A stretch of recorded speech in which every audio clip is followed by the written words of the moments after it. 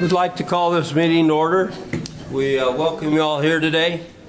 This is the County Commission meeting for July 23rd, 2019. We've got a packed house, and it's kind of exciting to see this many folks come here today to talk to us about all the great things going on in the county. Anyways, good to have you here. We're going to start this meeting today by having an invocation by Ricky Hack, a Pledge of Allegiance by Ashton Wilson, who's the director of the fair, and Thought of the Day by Commissioner Jenkins. So, Ricky, we'll go with you first. Please join me in prayer. Our kind Father in heaven, we approach Thee this morning with gratitude for our blessings. We are thankful for the free country in which we live. We're grateful for the establishment of government to help protect our rights, many of which come from Thee. And we pray for wisdom today as our county leaders make decisions that impact the lives of so many citizens. We are grateful for the participation of the citizens and pray that today, as we talk about issues and concerns, many of which stir up strong emotions, that we can do so openly and honestly and with respect for each other and for the varying competing interests that happen throughout the county on various issues. We love Thee and are grateful for the grace that Thou hast shown us, and we pray in the name of Jesus Christ. Amen. Amen.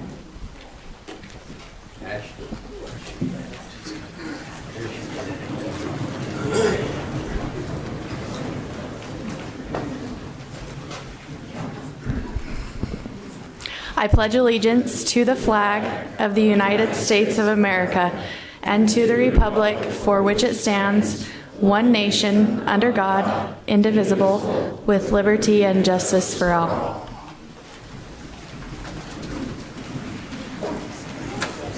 Thank you, Ashton and Ricky. We appreciate you both offering those services today. So it's my opportunity to give the thought of the day. And you know, it's a wonderful time of the year, 24th of July, and there's reasons, of course, that the pioneers came to this part of the country, and we've all benefited because of it. But even more than that, I'm grateful for the form of government we have that we operate under.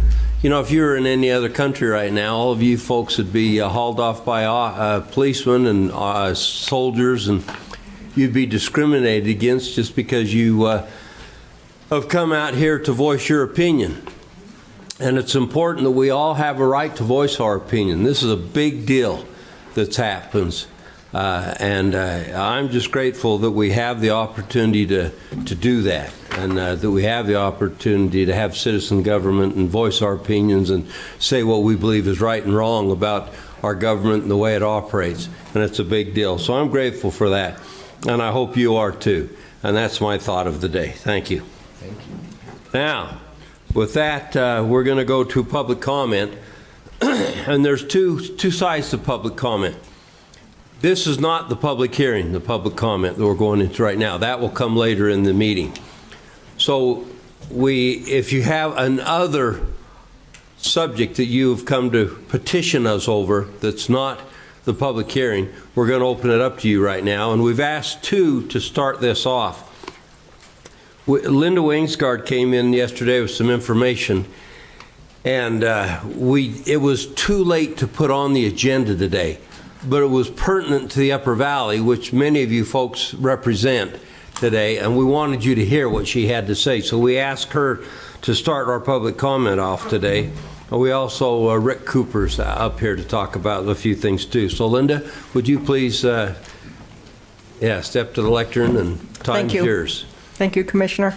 I do appreciate the opportunity to provide a quick update for the projects that are underway at the Ogden Valley branch.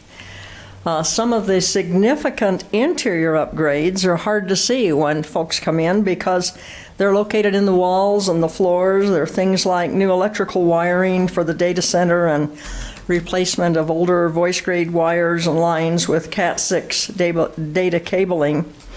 There are some more obvious interior changes that people can see.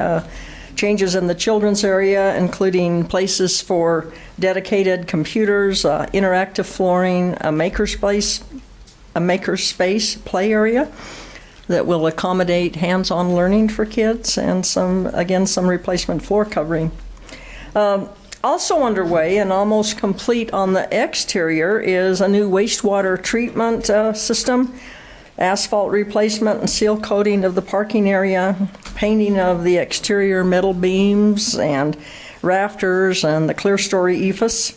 And all of these projects are just weeks away from completion, but the one I really wanted to talk about today is just getting underway on the large piece of property on the west side of the facility that has never before been put into public use. So to illustrate what is taking place there, I want to take a look at a couple of visuals.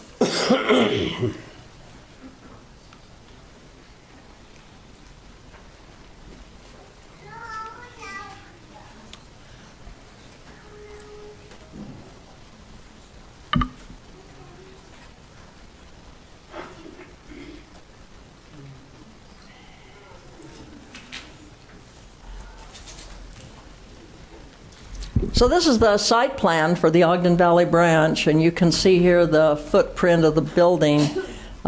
This pointer isn't going to work on that screen, but you can see the footprint of the building there. And on the lower right-hand side of the screen, the major entryway that comes in and right through the art gallery in the center of the building and out toward that west property. And if you look all the way to the left side of your screen, you can see a new field drain system that has been put in as part of the septic system. The original field drain was on the east side of the building between the street and the library there, and very small area, as you can see, compared to the drain field that we're putting in. Between the drain field and the library building, nestled there, represented in blue, is an outdoor children's education and programming facility. It will have a footprint approximately 112 feet by 32 feet, which is enough to accommodate the recreational and learning activities of a variety of different size groups. There's a concrete walkway that connects it to the center of the library building. The west side of the property will also have an irrigation system and some landscaping and other amenities to make it an enjoyable and usable space.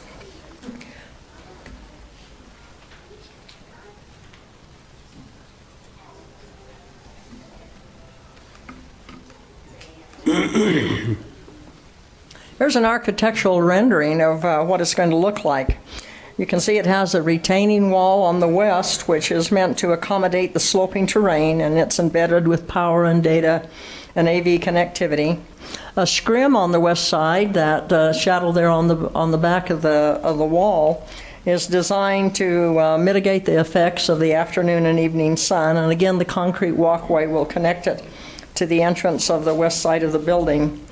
There's an eave that overhangs the facility on the east side that will carry rainwater away from the center and to the north, and we'll make sure that none of the wastewater or the rainwater causes problems with the drain system.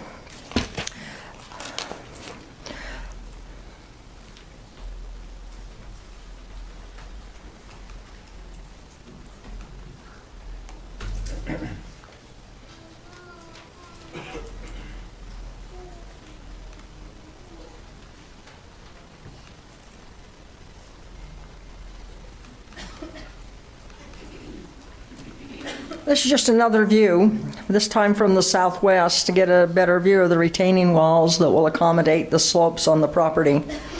Those who visit the Ogden Valley branch are aware of a familiar large metal sculpture that is in the gallery area. It's a large sculpture of a rooster, and it's really an outdoor piece that has been waiting for an appropriate place to be installed. And if you can see there right in that center bay, there's a small concrete bier that will serve as a pedestal for this rooster sculpture. And we'll kind of designate the facility as a place where people in the valley, their friends, their families, and library users can come home to roost. Our goal is to have this outdoor construction completed by August 31st and the landscaping and education center completed by the end of October. So Linda, can you tell us why that's not just a Bowery? Because I asked you that question yesterday, and it was It's not just a interesting. Bowery because it's so flexible. It does have audiovisual and data and electrical capabilities. It's very flexible because there will be tables that can be set up and taken down. It can serve as a dance floor. It can serve as a picnic area. We can do all kinds of educational activities there, such as summer camps for kids or family reunions for folks. It is like the library to the east side of it. It's a completely flexible educational space. When this is completed, it's being completed with a portion of the savings that came from the library capital bond. The Ogden Valley branch was the first project undertaken, and we wanted to make sure we didn't overspend our budget. We came in a little under budget, and I appreciate the commissioners allowing us to circle back now and make these improvements in the Ogden Valley branch. They were needed, and it will bring this facility up to the same stellar kind of forward-facing library facility that the people enjoy throughout the county. This is going to be a real renovation of what can be provided there, so we appreciate your support. Good, thank you, Linda. Commissioners, questions? Oh, great. Commissioner? Yeah, I would just like to thank Linda for her insight into making sure that our Ogden Valley branch has as many resources that our other branches across the county do, and that we're very fortunate to use a portion of that bond money in the savings that we were able to achieve on the other branches to put back into Ogden Valley. I look forward to seeing this education center. I won't call it a Bowery because it is more than that. It's an education center, and the public, I know in the Valley, will very much appreciate and use this facility. So again, thanks to you, Linda, for the foresight in making sure this gets complete. Thank you, Thanks, Commissioners. Linda. Thanks. So a few folks are standing up around. There's a few seats over just outside the glass. There's some seats up to the front here. There's 6 or 8 seats over here on the left-hand side. There's some back here on the left. So there's plenty of room to sit if you'd like. Okay, Rick Cooper, you're here. I see you walk in. Could you come and tell us what you had to present today? Well, hopefully you guys will like this. Hopefully. Good morning, Commissioners. How are you today? Good morning. Today's one of the days, if we don't like it, you might get hit with something from the back. Would you at least give me a heads up so I could duck? Hey, I just want to let the Commissioners know, as effective July 19th, we went into full fire restrictions for Weber County.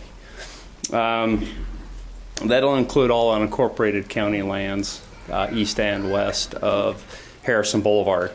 I'm not real concerned with west of Harrison Boulevard, more the upper valley east of Harrison. The state order came down on Friday, and it will restrict fireworks for the upper valley and east of Harrison Boulevard, open campfires, which I'm looking at primitive campfires, rock rings out in just out in the grass, but improved fire pits, which are NFPA approved, are still you can still use those, and cooking fires, of course, in the backyards are good. Would you explain to us what a NFPA approved pit is? Sorry. An NFPA is a National Fire Protection Agency, or Association, excuse me. They set guidelines for specifically how fire pits are designed, and so they reduce the potential for spread. Very good. Commissioners, questions? No, appreciate you informing us, Rick. You guys have done a great job, and I love that you're also proactive. I like when your wildfire group goes up and they dig the trenches and everything else, everything you can do to be proactive in the event that something happens up there. I think a lot of people don't understand, but how proactive our Weber Fire District is to make sure that if something does happen, we limit those fires. And that's great. I commend you and your group for that.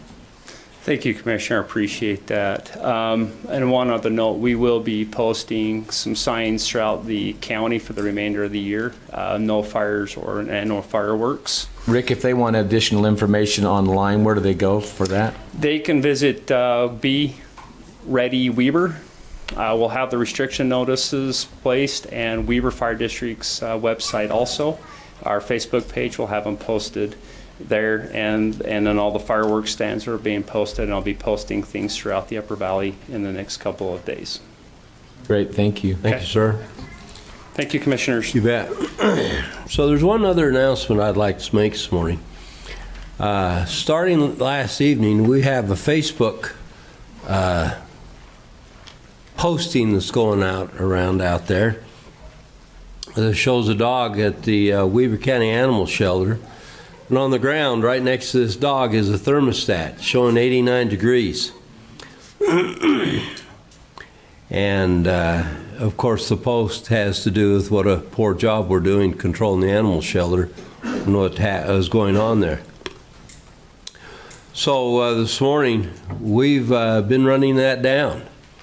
We've had some heating and air conditioning folks out there. We've been checking, and I'm not saying that our heating and air conditioning is perfect, but it is not dysfunctional. It is functional right now. It's working just fine.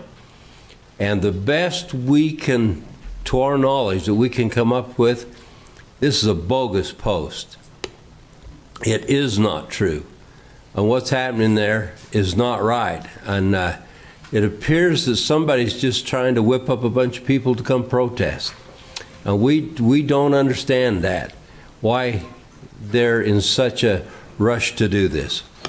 But like I say, we've done the best we can. We had multiple groups up there to check this, to make sure that we're not just spewing things that are not true. And we cannot find, is that right, Commissioner Ford? This is your portfolio. Why don't you go ahead and talk about this? Yeah, so I've been on the phone with Sheriff Chief Roundy since about 6 o'clock this morning. And they actually were out, the sheriff and his team were out at the shelter last night up until about 11 o'clock, Mr. Chair. And so it was decided that, and it had been checked in the past week, actually, and no issues or problems existed at that point in time, but because of those recent posts, he felt it was necessary, I felt it was necessary to have him go out. So we actually had a team on at the facility this morning around 7 o'clock. They checked all the HVAC units. They all are working, operational, holding temperatures very steady at 75 degree. That would be balanced. That's a thermostat on the wall. You might have a one degree differential between the floor and ceiling, but not anything that would be of consequence. That was checked out and confirmed by the sheriff within the last 60 minutes. We have another team, independent team, from an independent contractor going in this afternoon to re-verify the numbers that I just told you. So it doesn't appear that we have a malfunctioning system to any extent. But we will get to, we will find out, and if there are corrections, obviously we can be made, but it appears at this point in time that the system is fully functional, operational, and those temperatures are well within the means of what is dictated by our policies. And has it been this way for some time? I mean, it's been functioning. We've not received any notice from anybody or anybody within the shelter that they've had issues. I actually checked into that, Mr. Chair, and I've received no information that would show that there's been any request from the shelter or other departments that system needed to be repaired or replaced over the last 2 years that I was able to research. So the information that has been passed on that the commission in the past turned down any repairs is not factual to any extent. Very good. Which makes, that's just not something that we would ignore. Not do. We ignore. So we will get to the bottom of this and find out what the issues. Obviously, there's some issues with some people out there. We're not exactly sure what their issues are, but the issues are not with our system. Well, very good. So the post was made by Michelle Holbrook, and in there she said she'd contacted or tried to contact the county commissioners multiple times. So we checked this morning, and we have had no calls that we can identify to her. And each one of us individually verified that we've had no calls. Correct. So this appears to be a hoax, to the best of our ability and knowledge. So we're just letting you folks know that, and we try to run a tight ship around here, and when something like this happens, it upsets you because you feel like you're failing somewhere. And the fact of the matter is we've not been able to verify anything that has happened that's wrong. So there you go. That's our report to you. Well, very good. Is there any others that would like to petition or talk to us today on a public comment that's not associated with the gravel pit? Very good. Yes, sir. Now, when you speak, I've been told twice this morning, you have to tell us your name and what city you're from and your address. My name is Gary Haas. I'm from Eden, Utah, by Wolf Creek. Yes, sir. And I appreciate what you said on your opening statement, that you said this is a government by the people. I was taught by my mother not to address people behind them, so I'm speaking to you in front of you. How many people here are really here for other than the gravel pit rezoning? Show me your Gary, hand. Wait a minute. Gary, Wait a minute. hold on. No, you're out of order. You are here to petition us. So I allowed you to go a little extra there, but when you start asking for a public vote, this is not what this is about. I'm not asking for Okay, public vote. so I'm just face asking us for a show and of talk to hands. us, and you're not talking to the crowd. Okay? You understand that? Yep. Okay. I will turn sideways then. Okay. I didn't bring my cowboy hat. So anyhow, how many people are here other than the gravel pit amendment? Yeah, you're still doing the same thing. I'm just Come asking a on. question. And You're here to petition us. Talk to us. Okay. There you go. Would you guys consider changing your agenda so all these fine people here could go home early rather than putting the agenda last? Thank you. Thank you. The agenda's been set, Commissioners. Does anybody want to change that? Okay, I guess not. Yeah, Commissioner? I wouldn't mind that. In fact, I would make a motion that we... I'd make a motion that we go ahead and change the agenda. Chris Crockett, you don't have any problem with that, right? We don't have any legal issue with that. We change it here. You're allowed to. Can we do it after we approve the consent item? So let me, with my motion, I move that we move our public hearing, or item H, to immediately following item F, like Foxtrot, or our consent items in the agenda. So Great. H would appear in front of G. I can handle it. Second. I have a motion and a second. All in favor, say aye. Aye. Aye. Any opposed? Very good. All right. Is there anybody else under public comments wanting to comment? See none, we'll go ahead and go to item F, which is the consent items. First item is a request for approval of the warrants 1889 through 1901 and 441166 through 441387 in the amount of $1,374,027. Request for approval of purchase orders in the amount of $168,263. Request for approval of minutes for the meeting held July 16th of this year. Request for approval of business licenses. Request for Weber County Attorney's Office for approval of two surplus office chairs and a filing cabinet. Request for a Weber County Fleet for approval to surplus a Bend Pack 10K 2-post lift out of a 2010 Ford Fusion and a 1995 white GMC Transport.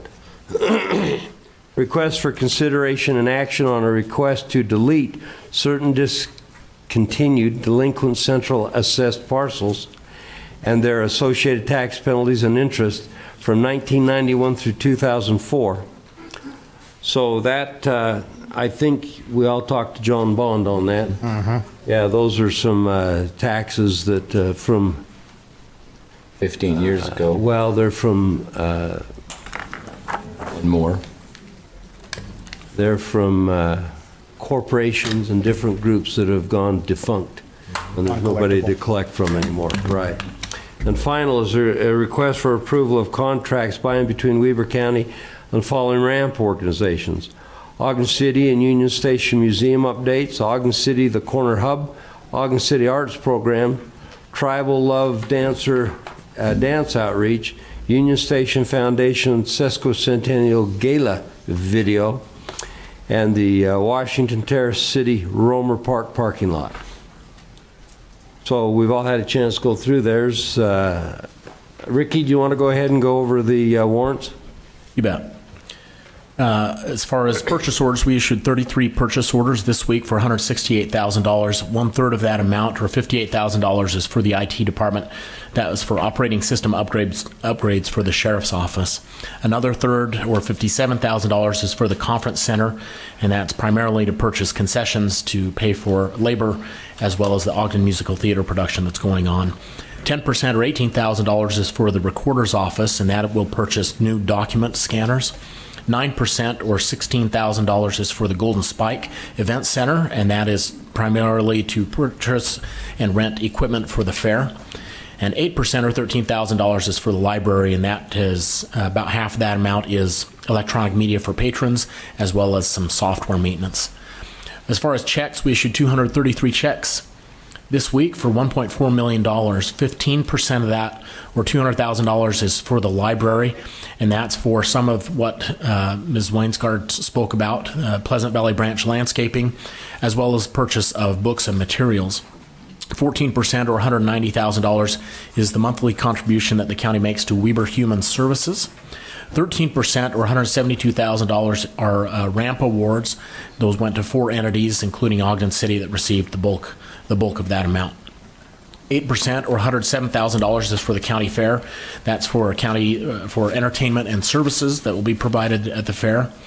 The majority, about half of that amount, is for the demolition derby. 7% or $100,000 is for Weber Pathways. That's a donation of trail-related impact fees that goes towards that organization. And 6% or $86,000 is the monthly contribution to the Convention and Visitors Bureau. And then lastly, 5% or $70,000 is for the jail. That goes towards food, counseling services, and cleaning supplies. Very good, Commissioners. Any questions or comments? Motion to approve consent items. Second. Motion and a second. All in favor, say aye. Aye. Aye. They are approved unanimously. All right. But just so you folks understand, we don't just, well, we did kind of brush through that quick, but we spend several days getting ready for that moment. So we've reviewed all these and gone through them.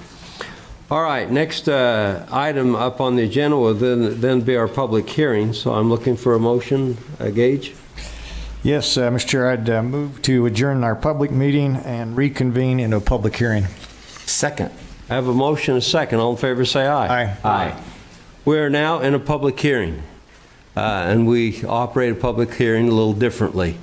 So the public hearing today is to consider and take action on ZMA 2019-04, which is a request to amend the zoning map to rezone approximately 14 acres in the Upper Valley from AV3 to G2, zoned for at approximately 4720 East and 2650 North. And that's the purpose of the public hearing. Mr. Ewert, time's yours. I appreciate the information that you disseminated to us. I spent a little time on that last night, and it was interesting to go through it. Sorry for the lack of brevity in that. There were a lot of comments that came through over email. There's still some comments trickling in, so anyone who may be in the crowd who has submitted a comment in the last couple of days, those would be in your email inbox rather than what you see in your packets. So what you do have before you is a request to rezone property from the AV3 zone to the G zone. I think the agenda says G2 zone. It's just the G zone. The G zone allows for gravel pit operations. If the property is zoned to the gravel zone, the applicant or the owner of the property could then petition the county for a conditional use permit to operate a gravel pit thereon. So the property that you see, excuse me, on your screen in red outline is the property that we're talking about. This is the approximately 13 to 14 acres of land. It is excuse me, it is adjacent to the existing commercial area and manufacturing area of the Ogden Valley. This is one of the more prominent commercial areas of the valley. This is the four-way intersection of Eden and the only manufacturing area within the Ogden Valley as well. If the zone map is changed, it would change that way. Just provide for a gravel zone right in that area. Adjacent and kitty corner to the gravel zone to the south and east is the county road sheds. So there's still a type of manufacturing use that's happening there on, even though it's by the county. So here's a closer up of the subject property. To the east you see Snowcrest Junior High School. Southward and eastward, you've got some open land uses, agricultural uses. Just to the south and east, you've got 3 residential parcels with residences currently inhabited there. So Charlie, can you go back one slide? Sure can. So you see where the county sheds are there? Mm-hmm. To the south, there's a triangular piece of property right there. Wish I had a laser there. Yeah, the triangle property. You see that's a landscaping operation, as I understand. Right here. Mm-hmm. So what's the zone of that? That's not in the M1 or MV1. It's not. I believe that parcel is actually owned by Weber County. I don't know if we're leasing it out or what exactly is happening there, but it is in the AV3 zone right there. Really? It's in ag zone. You think Sean, can you speak of that? Yes, Commissioners, we do. State your name. Sean Wilkinson, Thank Weber you. County Community Development Director. Commissioners, we currently do lease that parcel to a landscaping company. We have done that for the last several years. There's a contract in place that was approved by the County Commission. So it is our property. It was previously part of our road shop, which we don't currently use. And so we did lease it out, and we make a little bit of money doing that. Okay, thank you. Sorry, Charlie. No worries. Thank you, Sean. So I'm just going to bounce through some of the maps that you have in your staff report. You've got floodplains on the property that experience those bounds right there. There is a 100-foot stream corridor setback that we've adopted in county code. The stream corridor setback is more for development purposes. It's not immediately clear whether or not a gravel pit would be development purposes. The concrete batching plant would be outside of that corridor setback area, and I'll show you where that is momentarily. We do have a fault line that is not super active, but partially active, that comes through part of the property. Not exactly sure how exactly a gravel pit would affect that. And that kind of leads to a point that I made to the Planning Commission and yourselves in the staff report. The zone is just an idea for the landowner of whether or not they can have a gravel pit there. When they go to get a conditional use permit, we're going to ask for all the science to back up the idea that harmful effects can be mitigated. So if there's a fault line or some other issue, we will make sure that those harmful effects are mitigated by the applicant. What you see here is the site plan submitted by the applicant. You've got the pit will be on the east side in that kind of green square. Excuse me. Oh, lost my pointer. So the green square on the west side of the property, near the western boundary. And then the batching plant will be on the east side of the property, and you can see some proposed areas for stockpiling there. So a few issues or concerns that staff had that we brought up to the Planning Commission is transportation impacts. You've got going right down that road, which is or turns into a dead-end road. You've got seminary facility that the junior high school kids cross the street to get there. We've got a intersection that doesn't meet at a 90-degree angle, which could cause some challenges for turning trucks when they're coming from the north. It's another view of the intersection looking northwest. A view of the intersection looking southeast. And then a view of the intersection looking northeast. Other concerns we had with the operation is if we increase the truck traffic that comes to the area, we're going to want to see possibly see some improvements to the infrastructure that's there. Heavy truck traffic, as they slow down or decelerate, they tend to push asphalt, especially if the asphalt was never constructed to the appropriate thickness, or the subbase was never constructed to the appropriate thickness. What you see here is an excerpt from a pamphlet that our engineering division have. They're kind of looking for a test area to test out some fiber in an asphalt overlay. Which could help support heavier truck traffic. Always a possibility to ask the applicant for this if the rezone gets approved. There are going to be noise impacts. There is a gravel crusher, or excuse me, a rock crusher that's going to be on site. They're fairly noisy. As we look at noise impacts, my research leads me to understand that the noise effects at the property line will be about 75 to 80 decibels, which is about the sound of a operating vacuum cleaner, continuously operating.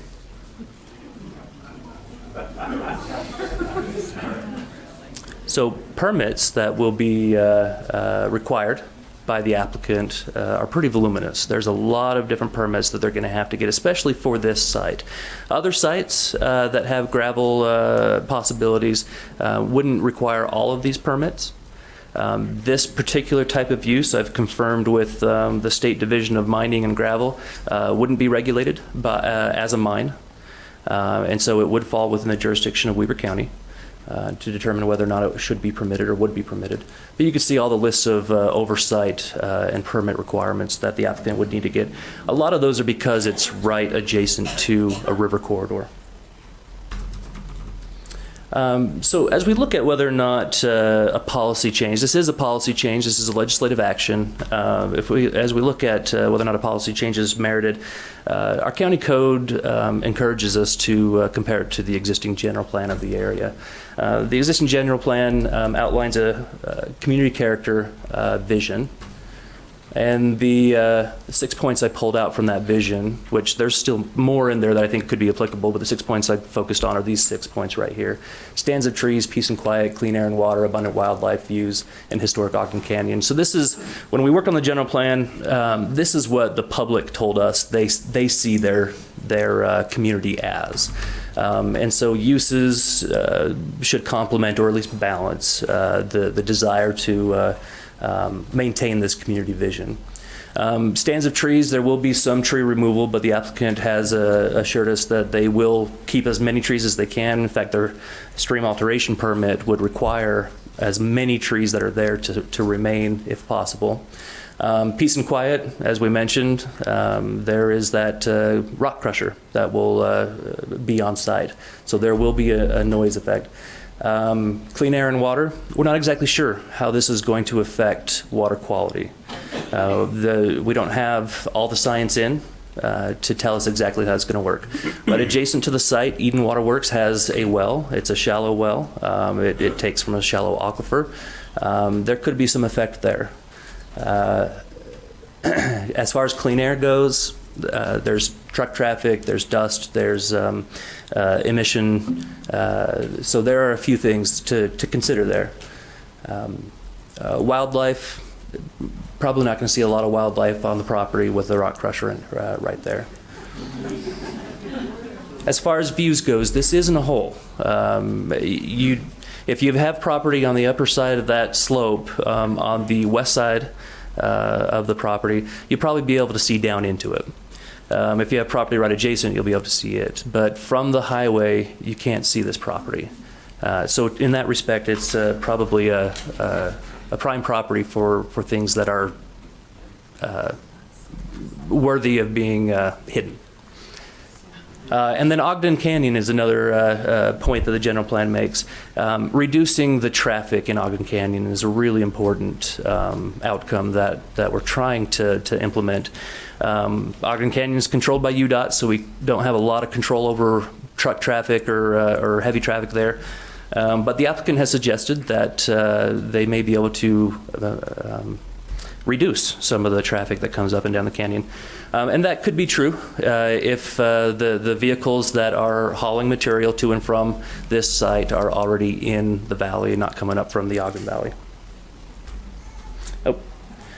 So the plan also suggests that there are some village areas that the community wants to see in the future. And this Eden Four-Way is probably the most prominent village area and probably has the best prospect for future commercial operations.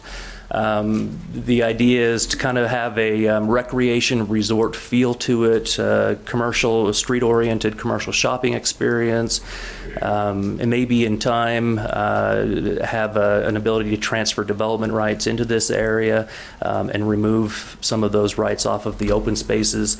So there's a lot that this community or this small commercial node could potentially help satisfy as far as the general plan goes. And this mining operation would be right adjacent, or this gravel operation would be right adjacent to that. If you're looking at the type of streetscapes that we're looking for in these areas, you can kind of see generally the architectural standard that the plan suggests. So I told the Planning Commission that the majority of the concerns of a gravel operation, whether here or anywhere else, can probably be mitigated. It's a lot. There's going to be a lot of mitigation necessary. There's going to be a lot of oversight necessary to ensure that mitigation happens, especially because of the site location right next to, in the proximity of the junior high school, proximity to those to the town center there, and to the river. But my biggest concern there is that the use will likely permanently affect the vitality of that village, which, if we can't get the village off the ground and operating more than it currently is, maybe that's not as big of a concern. That was one of my bigger concerns than looking at the general plan. Number two, there are unknowns regarding the drinking water. So that Eden well that's shallow, I understand serves, that water serves 60% of Eden Waterworks water, and we just don't know what the effects are going to be yet. And then governmental oversight, I think, is going to be, it's going to require some changes, some organizational and financial changes, I think, to make sure that we are appropriately overseeing the use. So for your action or for your consideration, commissioners, I think you've got three options in front of you. You can approve the rezone. I'm going to ask if you approve the rezone to actually table it today, so that we can work on a development agreement with the applicant and we can work on an ordinance to implement that rezone.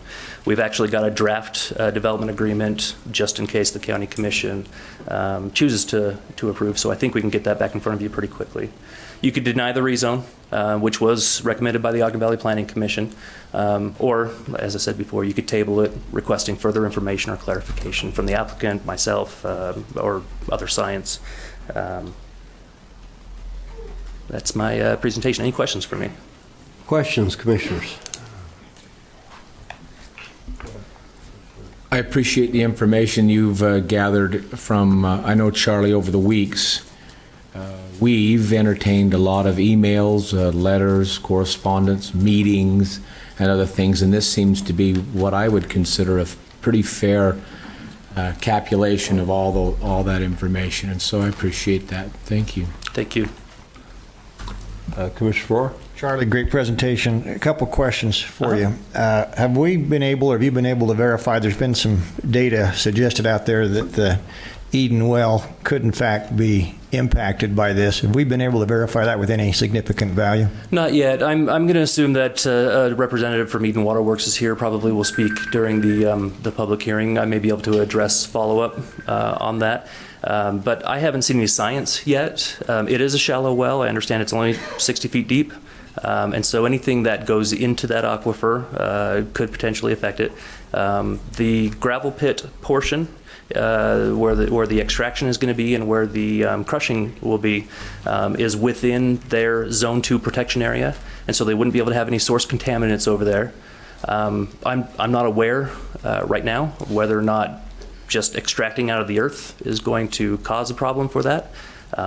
Could.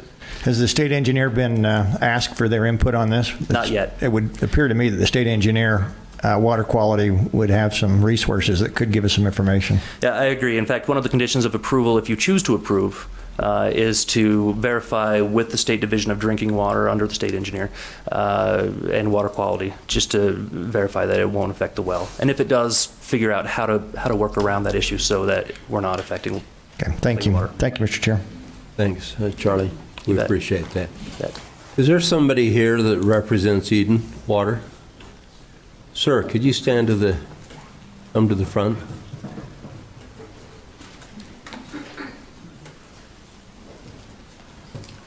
We appreciate you coming today. No problem. What's Good your morning. name? Ron Lackey. I'm the president of the Eden Waterworks. Good. We've received a letter from you. Okay. Pull that mic to you. Speak up a little Yep. onto the I heard microphone. him. Okay. Could you explain to us a little bit about this well? Yeah. So it's about 158 yards. That's not scientific. That's Google Maps from the well, and it's about 60 feet deep. And as our water operator Tom Summers has noted several times, the percolation rate there is very high. I think he said 6 inches of water down an 8-inch pipe in 24 seconds.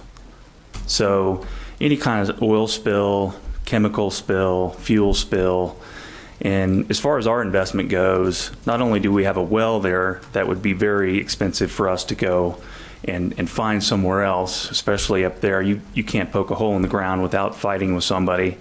But we've also got a 1 million gallon tank at that same location. So if something would happen to that well, not only would our shareholders and our friends and neighbors be out of water, short term and maybe long term, we would have a huge investment in going and finding out where we could replace that. And Commissioner Frower, you asked about any science. I haven't had the state, I haven't had any engineering, but what I can tell you is if you look at the Division of Drinking Water, their guidelines for us are to guard and look out for threats, and they call them potential contamination sources. And they have a list on their website of 50 potential contamination sources, and 3 of them are, number 11 on their list is concrete companies. Number 29 on their list is mining operations. Number 40 on their list is sand piles. And number 41 is sand and gravel mining operations. So I'm charged to look out 2 miles from, the board is charged to look out 2 miles from our well for any kind of threats. And now there's going to be one 158 yards away. And it's going to do nothing but cost the people, the shareholders, money to defend that. Sorry, you've made an assumption, and that's not necessarily correct. Okay? You made an assumption there's going to be one. Going to be, A gravel and mining operation. oh, I apologize for that. I take that back. No, it's all right. I'm listening very carefully.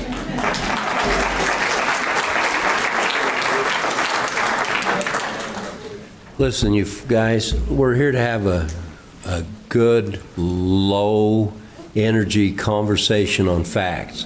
So we'd appreciate it if you'd hold your applause. Thank you. Go ahead.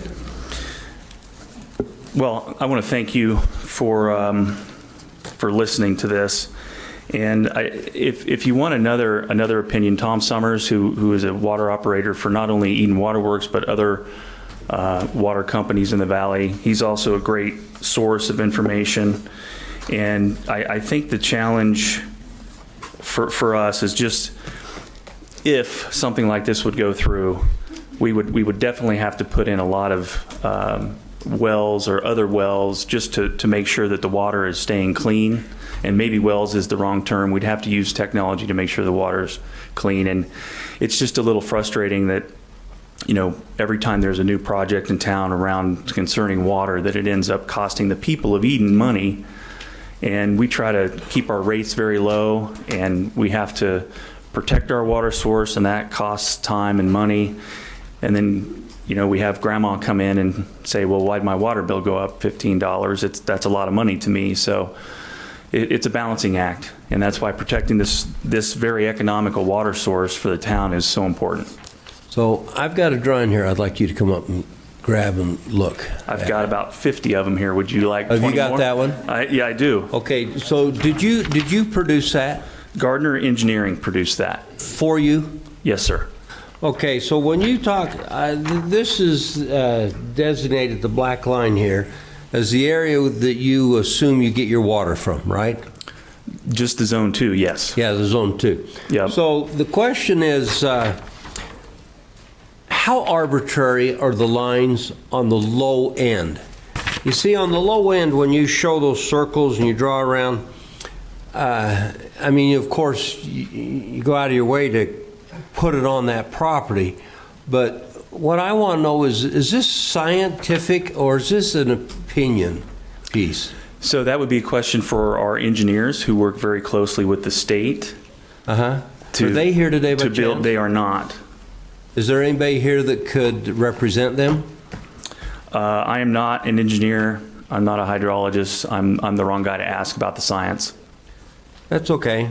I appreciate your answers on this. This is wonderful, and I have no reason to disbelieve this.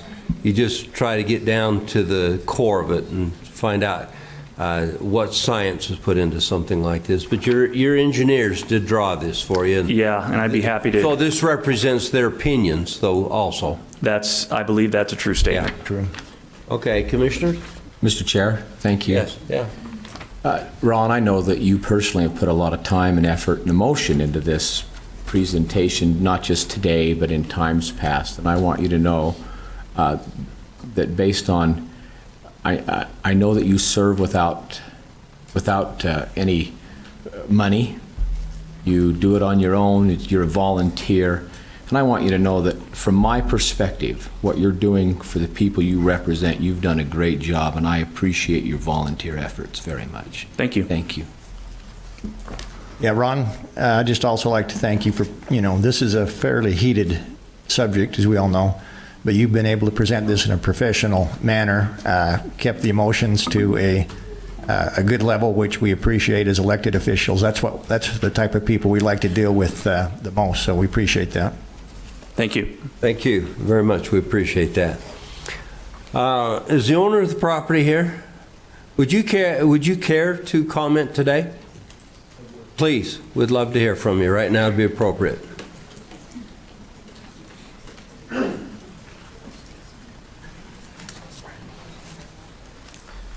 Well, thank you for allowing me to present, and Ricky, thank you for the invocation, and Commissioner Jenkins for your thought. You bet. Removed 2 of my first points on my presentation today. And I apologize. My name is Cody Holker, manager of Levanta. I own a home in South Ogden. Okay. And a home in Minnesota. I split my time between the 2 states. My wife is from Utah, and my most recent daughter was born at McCady Hospital. Okay, that's enough, Cody. I know there's been questions. So the question I have, you're the developer, not the owner of the property. I am both. You're both. Sorry, I am both. Okay, that's good. Thank you, sir. Thank you. I don't I appreciate your service and don't envy the position you're in to have to make this decision. I know it impacts the lives of many, and you have my confidence. I really appreciate the way you guys conduct yourself here and the way you take care of things. I do know that to determine what's in the best interest, that is the standard set forth for a rezone, and what's in the best interest of the county, that's a hard to quantify or a measure. And so I believe that you know it when you see it. And I have great confidence in your ability to determine that for your county. I don't pretend to know what that is. But I do know that I don't do much with the social media, but my wife has kept me up to speed, and I think they actually convinced her that what I was doing was going to harm the community. It wasn't until I actually had the opportunity to explain things to her in a way that presented facts, much as you've been the victim of some misinformation in the county, that I regained her support. Now, I'd just like to say what it is and what it isn't. A batch plant is what we have asked to place on the property, properly represented by Charlie. And the batch plant is not a cement plant. So anybody opposed to a cement plant, you have a victory. As well as we didn't intend to make it a gravel pit. It was our understanding that to accomplish the purpose of a batch plant, a rezone had to occur. Now, we have, for the preceding owner, has been engaged in a river restoration project for over a year on the property, and I like to highlight that because I know previously the question came up about water and the potential contamination of that, and I appreciate that as a highly sensitive and topic, and is not lost on me. As a human, I have no desire to impact anybody's water negatively, and as a businessman, you have no incentive to contaminate water for the liability. So our interests are mutually aligned in not contaminating the water, unlike other people who have not presented science. We have had our engineers look at it, and the state engineer has approved the river restoration project. That would not have been approved. I've been in the building, and on the floor right above is the drinking water.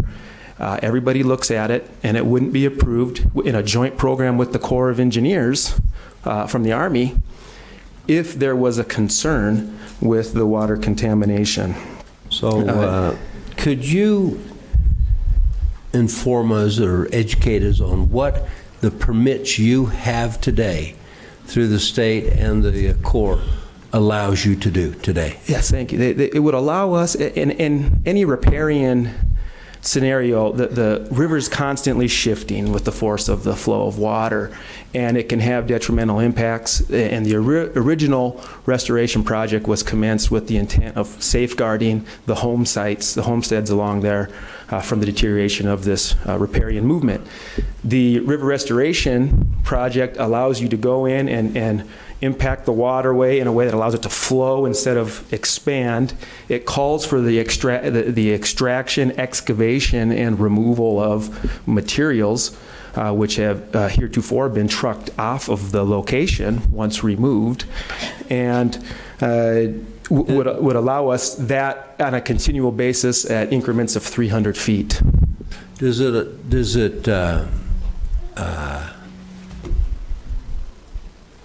it state in there how much you can remove or how often you can remove? Is there limits like that placed on you? Not that I am aware of. Okay, that's what I wanted to know. Thank you.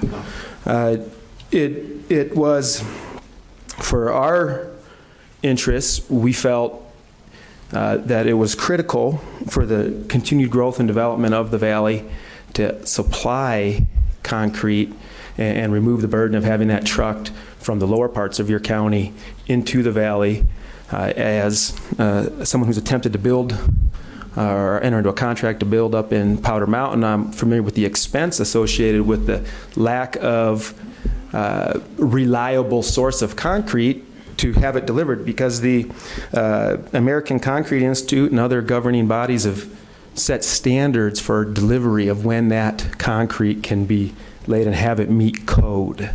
So we felt that if we were able to, as part of this river restoration project, remove the material and use that material to create the inputs necessary for a batch plant, we would eliminate all the trucking associated with that process. And I'd just like to highlight what it isn't, and this can't be, it doesn't have the ability to become on 14 acres, 3 of which would be the batch plant, about an acre, which would be the river and the offset of the floodplain, reducing it to about a 9-acre area that would be rezoned sand and gravel. Even if I had the most grandiose ambition of a gravel pit, there's only so much earth and material that's been placed there, and it's not a mountain. My land is flat. It's a river bottom, which means I don't have the ability to remove and create a point of the mountain or a North Salt Lake type pit, because I don't own the mountainside. I only own the river bottom. As the other question was asked, what if you were allowed to do this and you excavate and remove this material, what do you do with the hole that's left? Do you fill it again, or do you? We can fill it. It will fill itself with water. Right. Of course, that's understandable. Yeah, and so we could leave it as a lake if the residents or the county decided. Our thought, for me personally, was to reclaim it and plant alfalfa or other crop there once it's run its course, when it no longer serves the needs of the batch plant. Right. I've heard much of growth of the development of the villages, and those require the exact commodities that we speak of to be provided in order to create that. We also thought that it would be helpful to just perhaps revisit a previous encounter we had, a dealing, I should say, in the county, when at the early part of this decade, challenge presented itself on how do you build a road on top of Powder Mountain. And we presented the summit group with the solution of creating a small mining site to provide all the materials needed for that road. And I would venture that many of the residents here today were unaware that took place. It was in similar proximity to a vital well, and no water was contaminated. It is one of the higher points in the county. I know dust has been a great concern. There was no dust storm dropped on the valley. There were no complaints that I was aware of that were brought to my attention. It was a successful 3-year conditional use, and the result is a beautiful road up there. And we did it, and why we presented it is we felt it would add value to the community if we could prevent unnecessary trucking up that perilous road, that grade, and potentially save lives. And we're very proud of the fact that we did that in a way that didn't impact negatively. We made Drifter a great last day run. You can get to the car now. And we're proud of that work. And it would be similar in scope and size to the operation that we're asking for to be allowed to create the material for the batch plant. So I like to point out too that what maybe others feel would be a detriment, all the permits necessary and oversight, we valued that. Since that time of working at Powder Mountain, we've diagnosed this need for a batch plant, and we've looked in earnest for 5 years, and we've arrived at this. We know of no better location. We know of no road that has an end destination with a higher truck traffic than the road that we're proposing it to be on in the valley.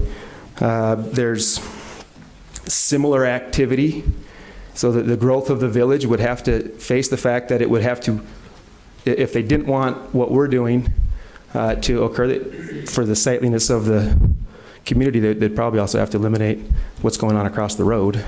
And the dust, as pointed out by Charlie, we're in a very low point, I think, of the valley. We'll be out of sight. I think that helps with the sound and the dust. And it isn't the operation that it's been painted out to be, a very large scale, because the property parcel doesn't support that. And that also isn't the design of our project. Our projects make the county better, like we did on the last one. And we hope that this would be an improvement to it. We know of no better location. It would bring jobs to the community, growth possibilities. And as mentioned, reduce emissions, accident, congestions, all the wear and tear on the road that we'd be responsible to replace. Keep in mind that's currently occurring 45 miles on the route it takes to get up there now.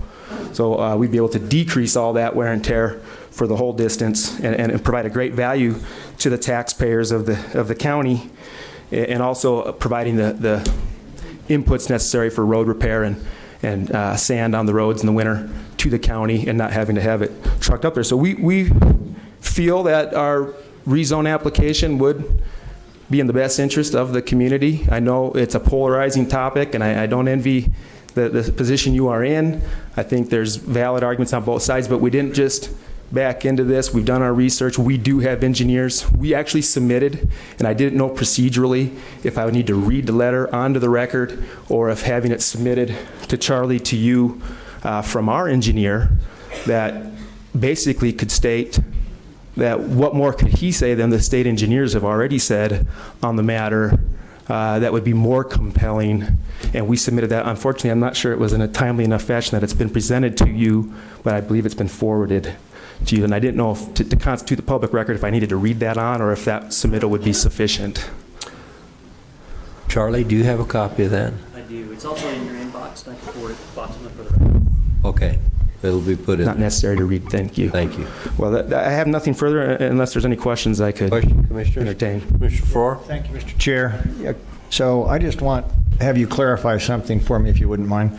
On the river restoration permit that you have from the state, it's your opinion that that restoration permit gives you the ability to haul gravel from the site? Is that correct? Is that what you're... Haul the items, gravel, yes, removed from the river, and it's been done. Okay, can you under that permit? Can you tell me where that's been done, or? The previous landowner would be best suited to explain that. It's been explained to me by him that during the course of this river restoration project, it's being removed. To what degree or in what quantities, I wouldn't want to represent, but I can say that the permit allows for the it clearly states removal on the permit, okay. and depending on the definition of removal, when queried yesterday, I had an opportunity to visit with the state engineer. He knew of no prohibition to the removal.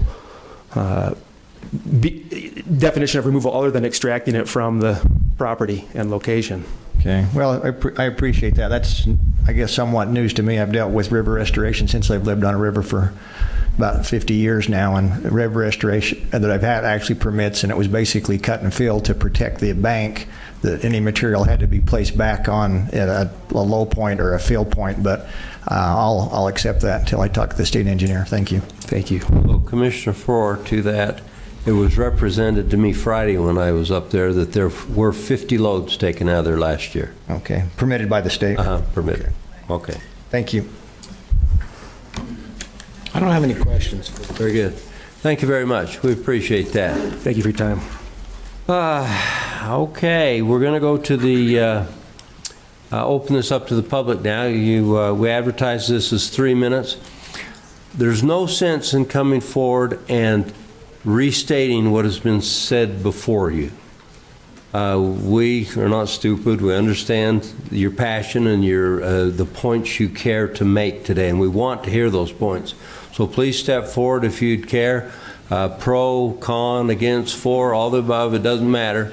And we just want you to state your name and hold it to 3 minutes and be respectful. Thank you. Thank you, Weber County Commissioners. My name is Dakota Hyde. I am a resident of Ogden City and a manager of several small businesses in both Eden and Huntsville. Mr. Ewert touched on the vision of the Ogden Valley vision.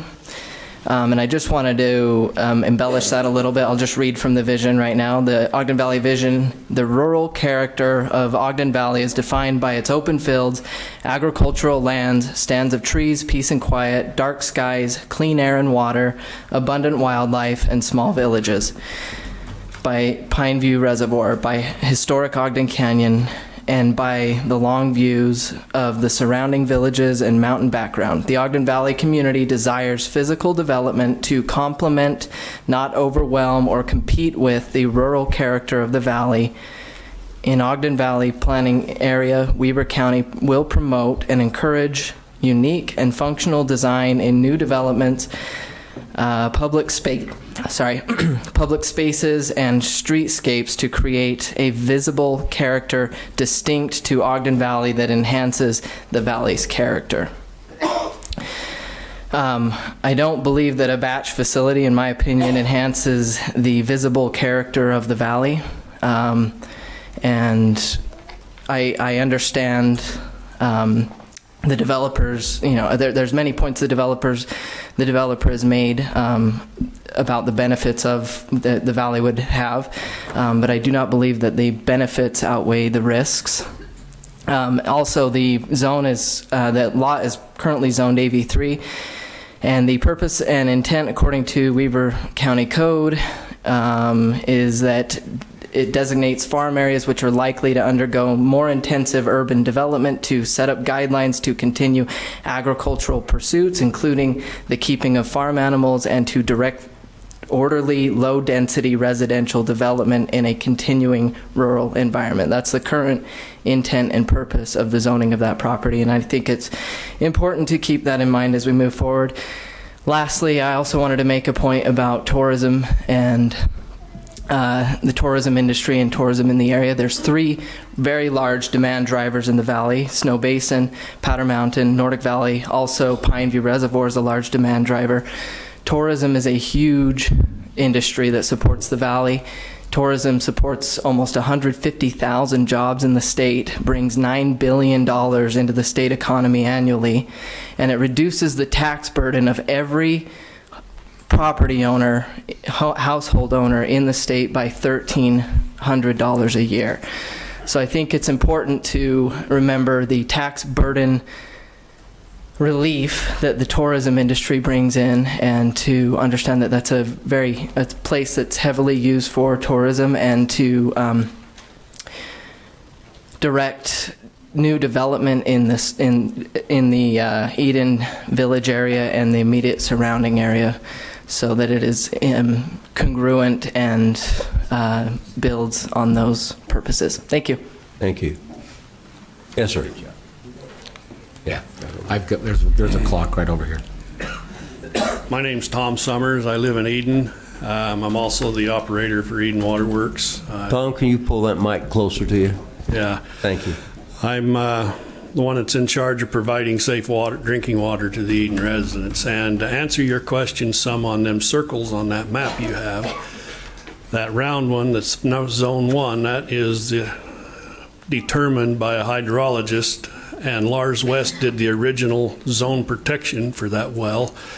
They're an engineering and hydrology firm out of Logan, and that is directly where our pumps from. And that Zone 2, that oblong circle, is the recharge area for Zone 1.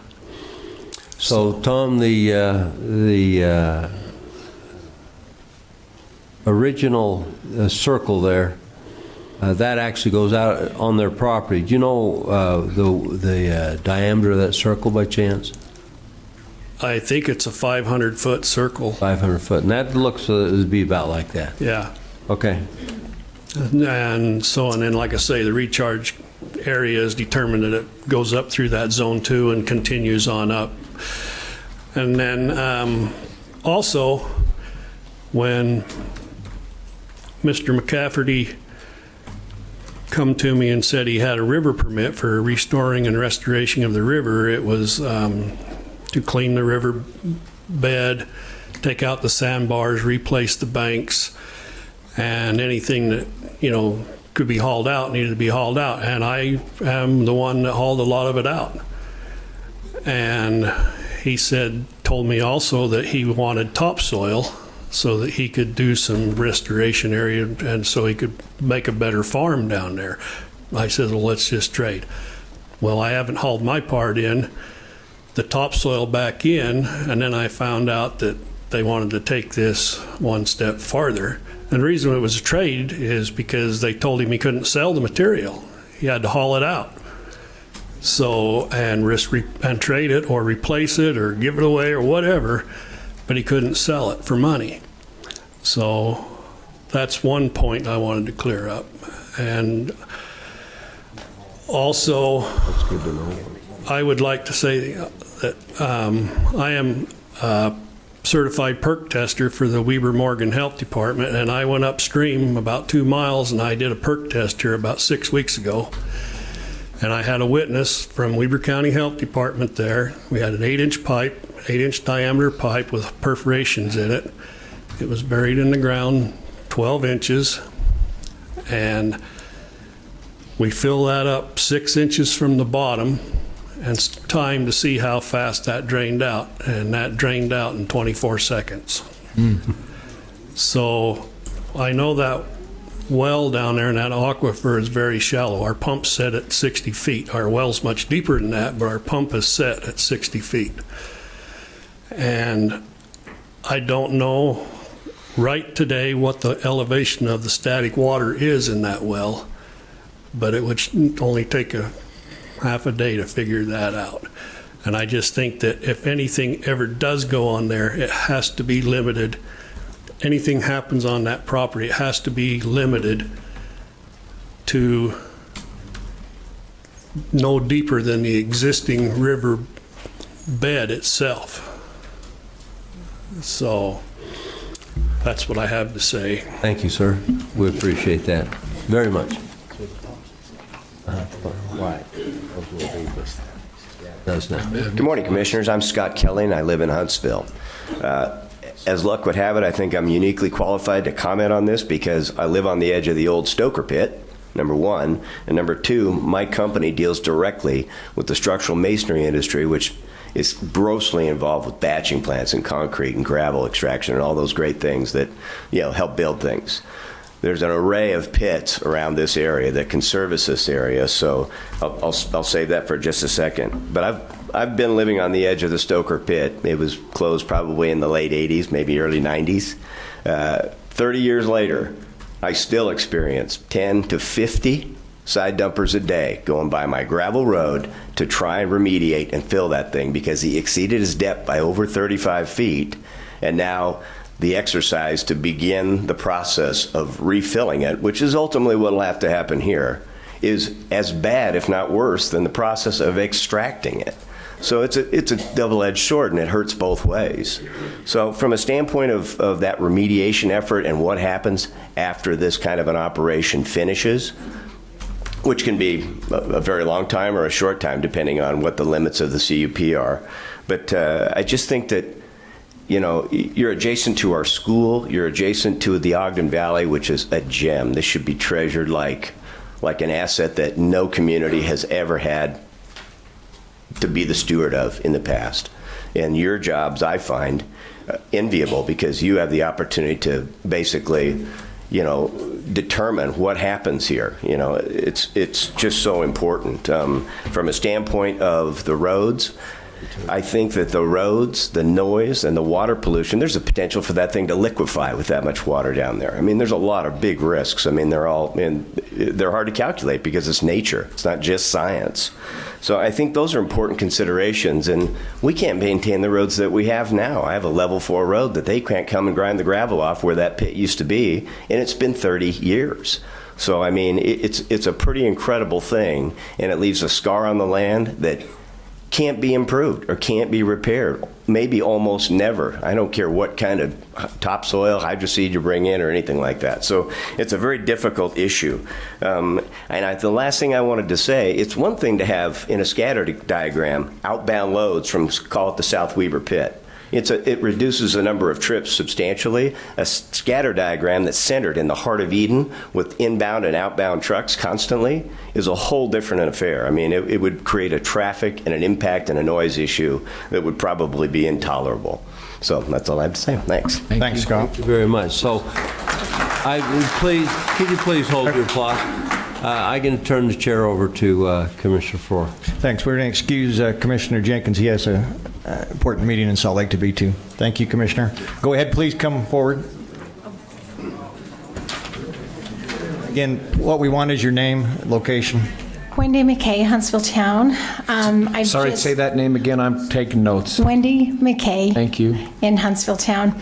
I've just given you a letter that was emailed to you prior from Huntsville Town's Government and Planning Commission just to express our concern about this, the possibility of the rezone here. Like others, we feel like we live in such a amazing, pristine place.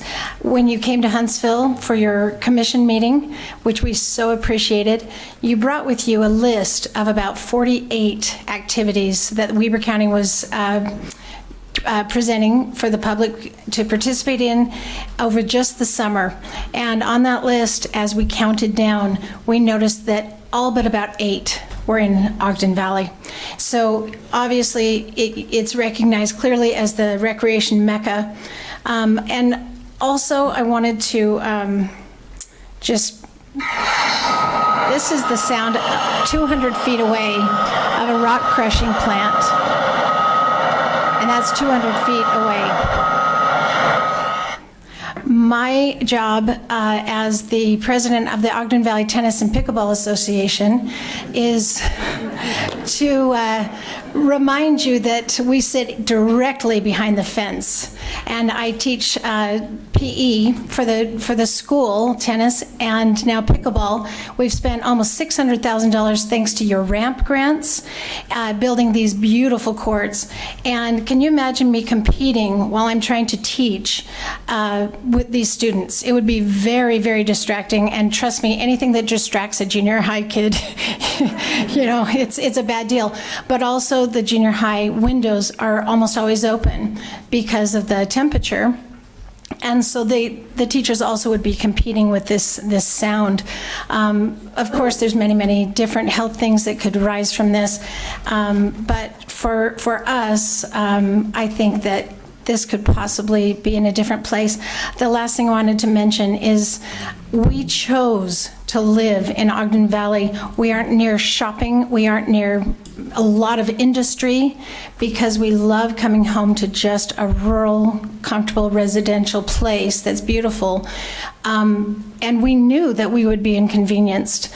My guess is if so many people are against this, they may not support them in purchasing, and so they will go down and sell their goods to people who will. And of course, that's just a supposition, but I think it's an important note that we understand the inconvenience. And after living there for 44 years, I've yet to be terribly bothered by the trucks coming up the canyon. Thank you. Thank you.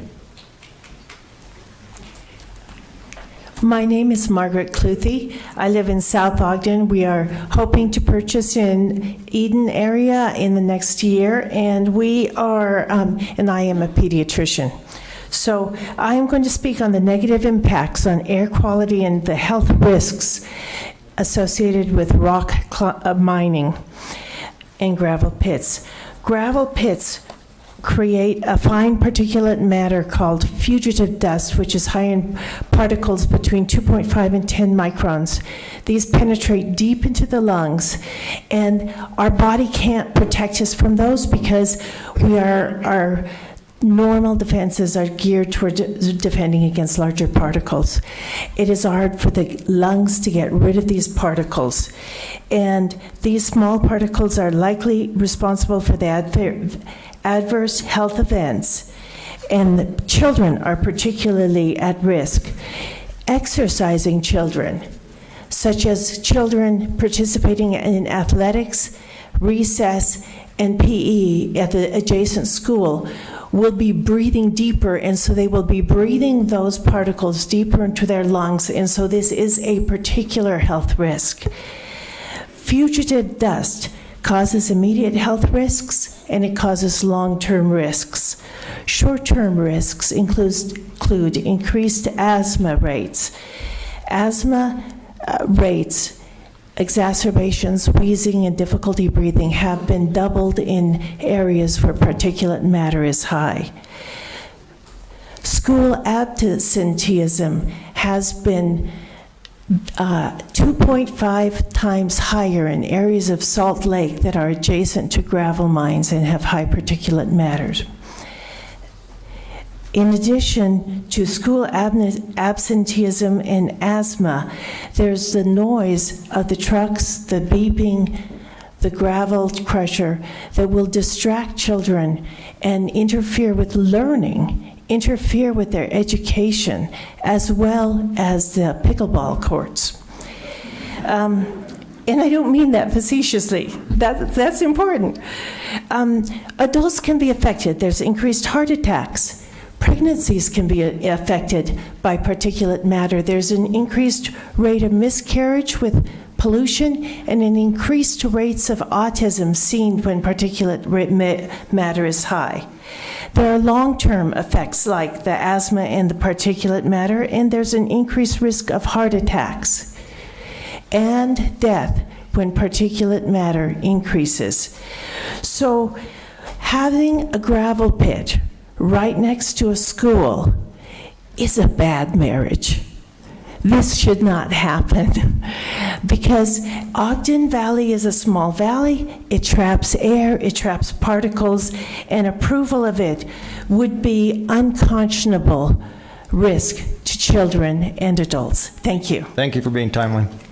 I'm going to make sure that we keep an eye. Please hold the applause. I'm going to keep an eye on this clock. I'm going to put my legislative chair experience to work, and if I call you and ask you to wrap up, please do so. But I'd prefer that you watch the clock and do that in the interest of time and those people behind you. Go ahead, young lady. Good morning, Commissioners. My name is Chloe Ludlum, and I live in Liberty, and I'm here today to express my opinion about why I think we should not build a cement factory anywhere in the entirety of Ogden Valley. Cement factories are a major safety hazard. They release into the air particles called silica. It doesn't sound bad, right? Well, QuadCitySafety.com said, and I quote, "Silica is found in soil, sand, granite, and other minerals. It becomes a major health concern when it is chipped, cut, drilled, or ground down and becomes smaller particles that workers can breathe in." Unquote. What guarantee do we have that silica will stay in a little cloud over the factory only? Now, Ogden Valley is a beautiful place with fresh, clean mountain air. It is a four-season tourist attraction as well. Many people come out here to ski, swim, hike, mountain bike, and camp. Many of these tourists love being able to get away from the loud noises and huge factories of city life. They like being able to stay in ski lodges and enjoy the great outdoors. These tourists will not like having potential dangerous particles in the air and water, because when cement is made, it releases silica into the air, contaminating it. Silica, when inhaled into our lungs, can cause lung cancer, chronic obstructive pulmonary disease, kidney disease, and many other disease and health problems. Now, the whole reason some people want to build the factory is because they think it will bring in a little more income for the county from Ogden Valley, but I don't think that will be the case. The county obtains a large percentage of its profit from Ogden Valley through tourism, and tourists will likely stop coming if the air and water is contaminated. The county will thereby lose money. I have nothing against cement factories, but Ogden Valley is not the place for one. It's just too close to where so many people live and play in the outdoors. Now, I, as an 11-year-old resident of Ogden Valley, will be affected by it too, as will many other people. I'm very active and I love biking, running, rollerblading, playing sports, hiking, and camping. But I would be a little concerned about playing outside if the cement factory was put into place. I may be doing track at Snowcrest Junior High next year, but I would be also concerned of damaging my health if I participated, if there was a cement factory nearby. Building this cement factory will affect so much more than just the economy of Ogden Valley. It will affect the lives and health of every person that lives and plays here. This is why I think we should not build a cement factory in Ogden Valley. Thank you. Wow, right on 3 minutes. Mr. Chair? Yes. If I may? Go ahead. If there's any Snowcrest Junior High instructors here, will you please make sure that Chloe gets her public speaking credits?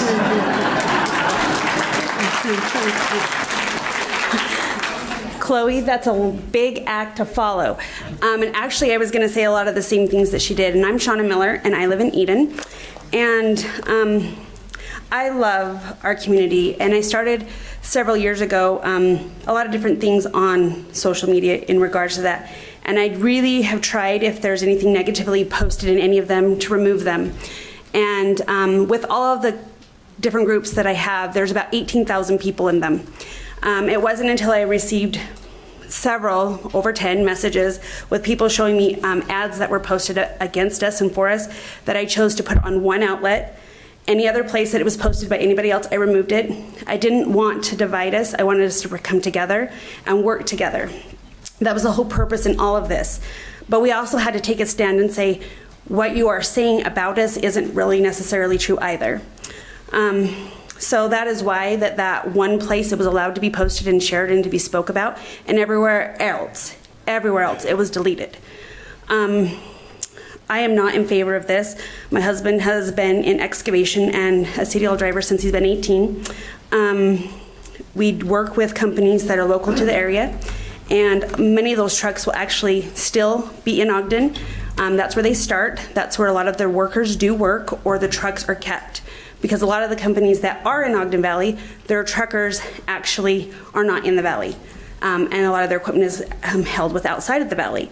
And those companies don't specifically only work in the valley. So there might be a small amount of work that's kept in the valley with a small amount of trucks that are there, but the traffic really won't change that much. So I feel like that's not really a truth. I use my sources, OSHA. OSHA said even the smallest amount can create monumental health risks. I just live up the hill from this, and the reason we actually moved to Ogden Valley is my daughter, at 7, was on 8 medications every single day for respiratory disease, for asthma, allergies, so on. Finally, the doctor said to us, the only thing you can do is find clean air. So we moved over the valley, and within the first year, she was off 6 of them. The second year, she was off all of them. The only time she ever has to go back on medication is when she spends too much time on the other side of the mountain. The doctor told us the air was killing her. The air was killing all of us, but we just weren't affected by it the way that she was. She missed 42 days of school before we moved up here. The valley has become our safe place, a place where she can live, and a place that she can enjoy the place that we call home. So again, we just want to present to you over 600 signatures in less than a week. I know we could get a ton more with all the things that were available in the county, but I didn't want it to go there. I didn't want it to be negative. We didn't want to go to Spartan and say, sign this. It was just about, let's keep it here and keep it safe. Thanks. Thank you.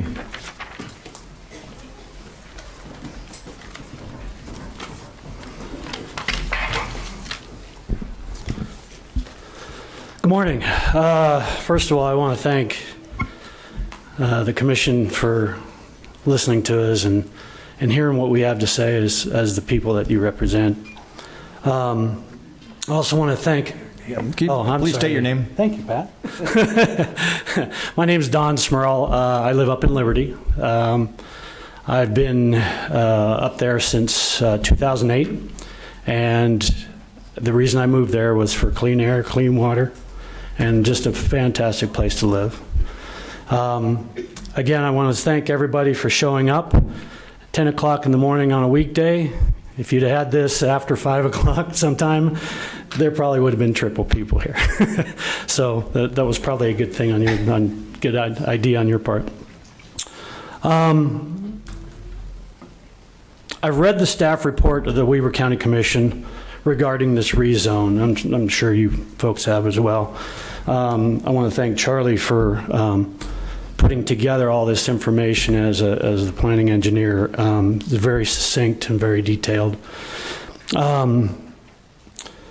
So this, and I agree with the Ogden Valley Planning Commission decision to deny the request, as well as the 5 findings that support that decision. I further request that the Weber County Commission also deny this request and recommend that the applicant consider another location in the Ogden Valley or not in the Ogden Valley that is more in line with the general plan requirements of being, quote, located and regulated in a manner that minimizes adverse impacts, and preserves the rural character of the planning area, unquote. Development in the Ogden Valley is an inevitable reality. It's a great place to live, and why wouldn't it draw more people coming in? But this checks and balances process ensures that it's done correctly and with the support of the residents and the businesses that would be affected every day, long after these decisions are made. I thank the OV Planning Commission for their due diligence and their unanimous support, and I thank the Commission for their considerations. Thank you. Thank you. Can you spell your last name for me, please? Yes, sir. S. Emmons and Mary, YRL. Why is it Val in this particular case? Got it. Thank you. Thank you. My name is Pat Brennan. I live in Eden. I developed the Eden Center, which is right across from the post office, the school, and everything else. We have outside seating. The dust and everything can mitigate over and just make a mess of everything. I own Pat's next door too. I'm actually an excavation contractor in the valley. I do a lot of stuff up there. It's not a good place to put the cement plant. And I know because I ran Stoker Pit. I ran it and I closed it in 2005 because this body, the commissioners, wouldn't give me an extension. And in that meeting, they said that there will never be another gravel pit in Ogden Valley. Yet, you guys have already done it again, and you let another one go up on top of Avon. Now that one's been shut down, so I can't see why we would have another one. I understand the impact of the trucks up and down. I argued the same argument when I tried to do it. So the way I look at it, I developed other places. I'm looking to develop even furthermore at the Eden Center. I'm not going to develop there, which will give you more tax dollars and give the county more, if I have to fight with gravel and dust and noise and everything else. All the trucks and everything running back and forth. We have plenty of that in there as it is. So I really think you guys should just kind of not even table it. You should dismiss it and just tell them that they just can't do it. And the reason I'm saying that, besides wanting to develop more, it doesn't create any more jobs. We can't find help now, from contractors to construction workers to people that work in my restaurants, that work in my bar. There's no more people up there that want to work. So they have to bring it from somewhere else to be able to create it, whether they come from Weber County or not. So that's my recommendation, that you don't do it. And if you did pass it, I need to know who on the board that I can go back to repay me for all the years that I wasn't able to continue Stoker Pit. Thank you very much. Thank you. Hello, my name's John Montgomery. I live up in Liberty. Pat kind of hit on a couple things.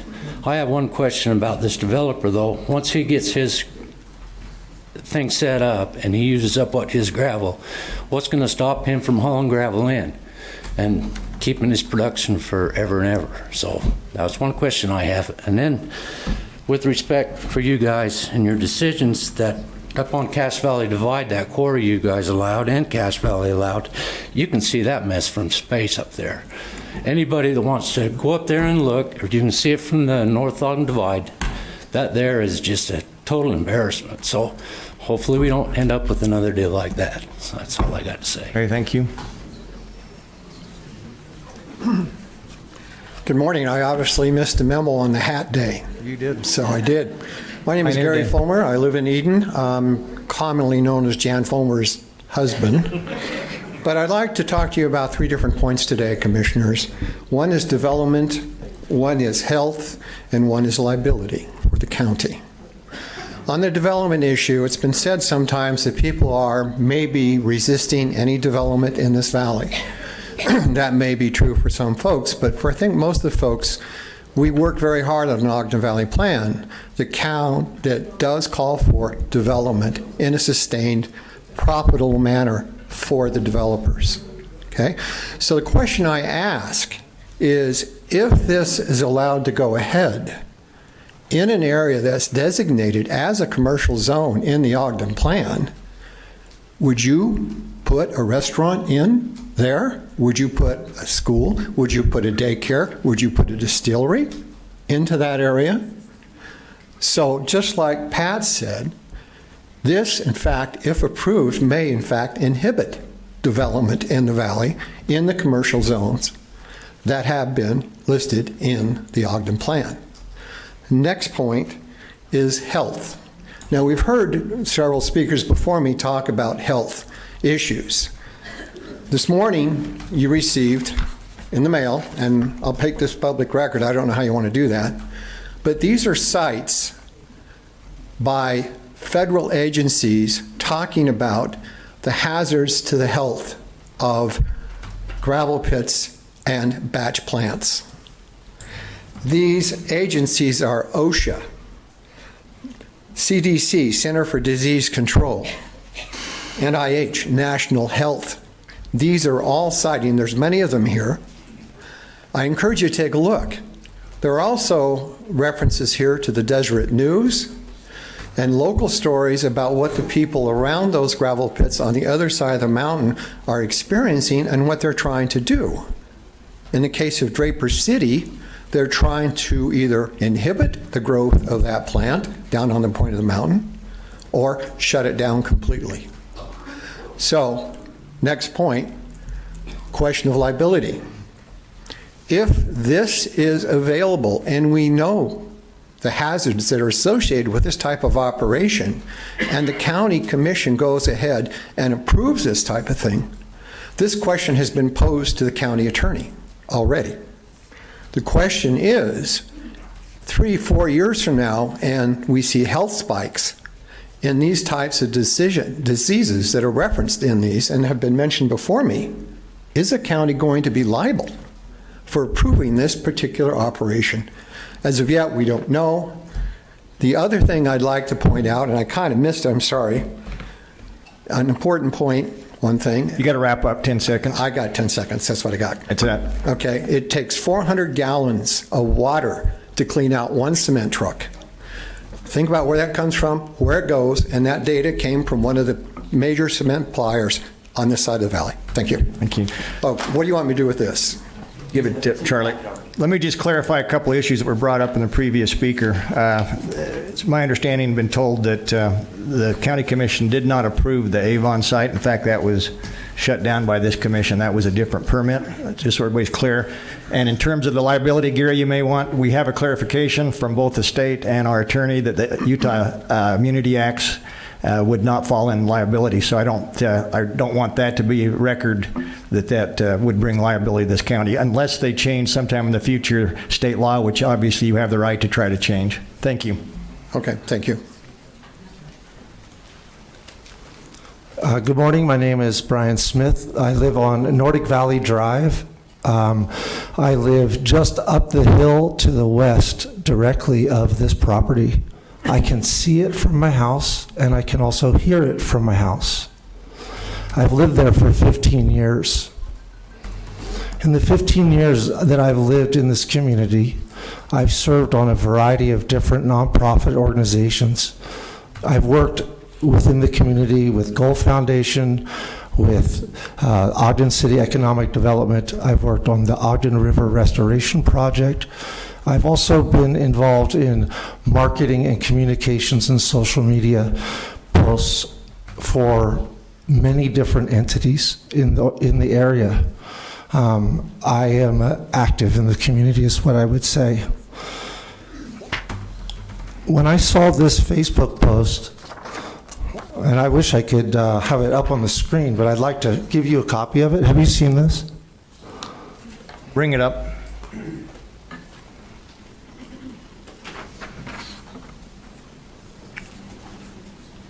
Thanks, Mr. Smith.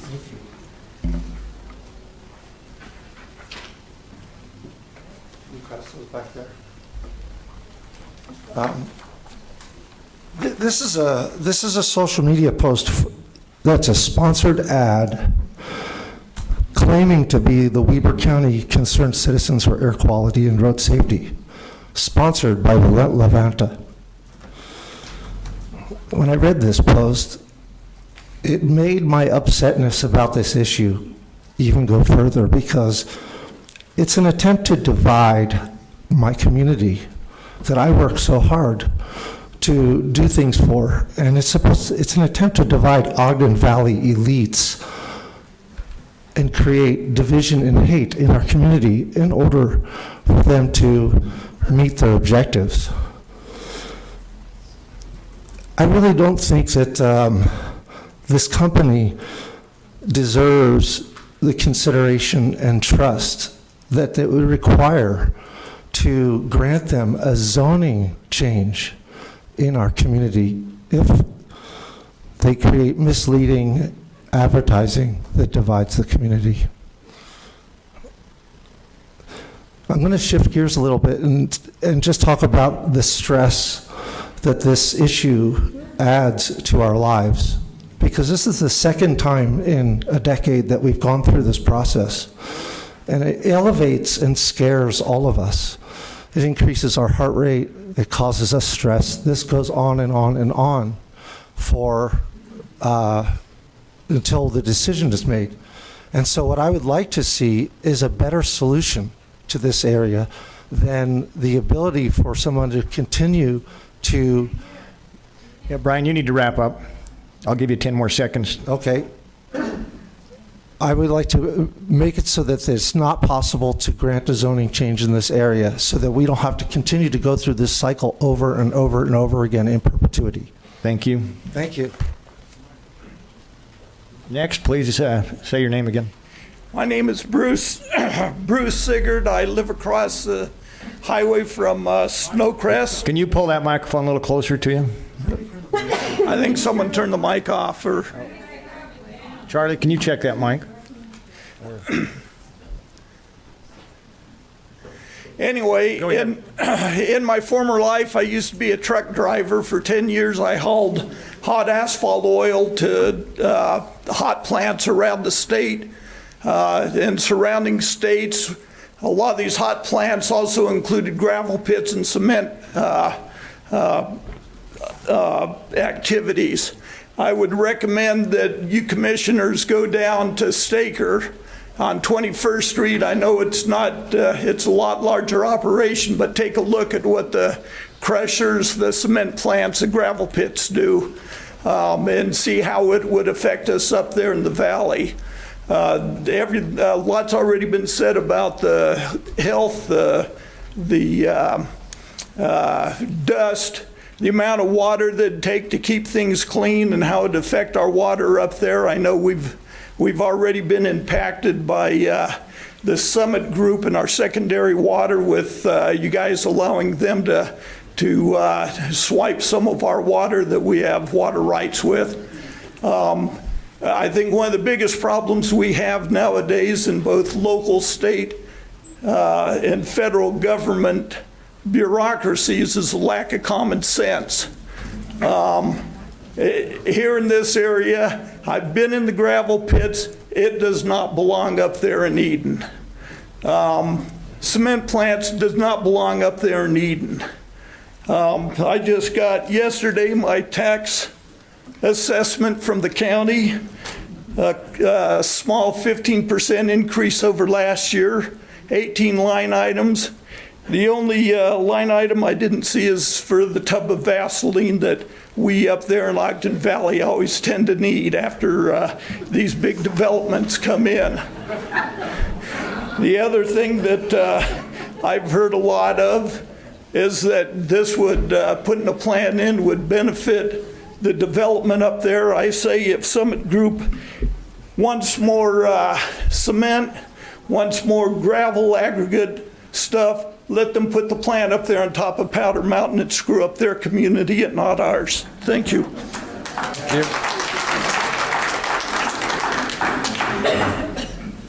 My name is Sally Lindsay. I live in Huntsville. We lived through the Stoker gravel pit. We had 3 years of the Stoker gravel pit. It's quite near where we live. Because we lived it, I think I have a right to say the dust was unbelievable. Every plant, every grape, every piece of grass was covered with this particulate. The noise was unbelievable. You could not open the windows. You could not open the windows for the dust. You could not open the windows for the noise. Many people in Ogden Valley, including the schools, do not have air conditioning. You need to open windows at night. It was impossible to open windows at night because of the particulate that would be everywhere in the morning. I hope that you will not let this happen on your watch. It's a really terrible, terrible thing to live through. We had 3 years of it, and then thankfully it was over. This is next to our schools, to our children. I thank you for hearing us all. Thank you. Thank you. Next. Angel Castillo. I'm an Ogden resident. I'm an Ogden Planning Commissioner, and I'm also an Ogden mayoral candidate, and my comments are as an individual Ogden Planning Commissioner.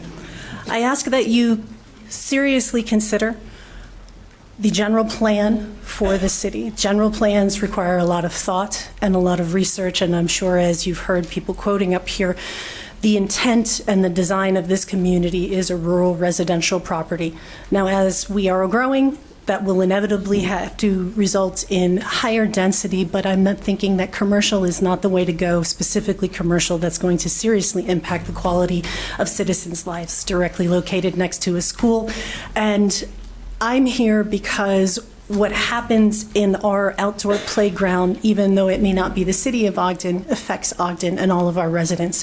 I know plenty of people that go to Eden on a regular basis to participate in Valley activities, and it is a crown jewel in Weber County that we have such an amazing area with natural amenities.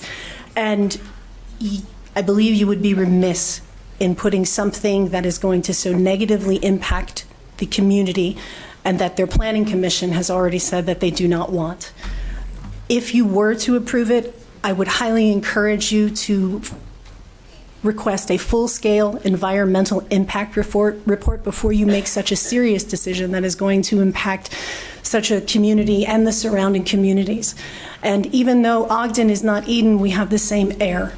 And air quality is a problem, and pollution is particulate. And while gravel and silica may not be as high as emissions from cars, it plays into the exact same air that we all breathe in our community.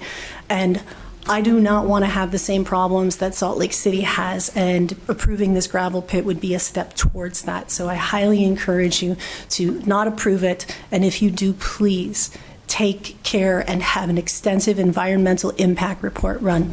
I'd also like to point out that there are over 623 signatures on a change.org petition right now for people who are opposed to this. And I would also like to piggyback the comment of the gentleman who said that this is an amazing turnout for the middle of the afternoon. And I'd like you to remember that, generally speaking, for every one person that comes to a meeting during normal work hours, there are probably 10 or 15 people that would like to attend as well but cannot due to work obligations. Thank you. Thank you. Hello, my name is Sarah Mumford, and my home is in Eden. And I think there have been a lot of good comments about how this would impact the community, particularly the tourism.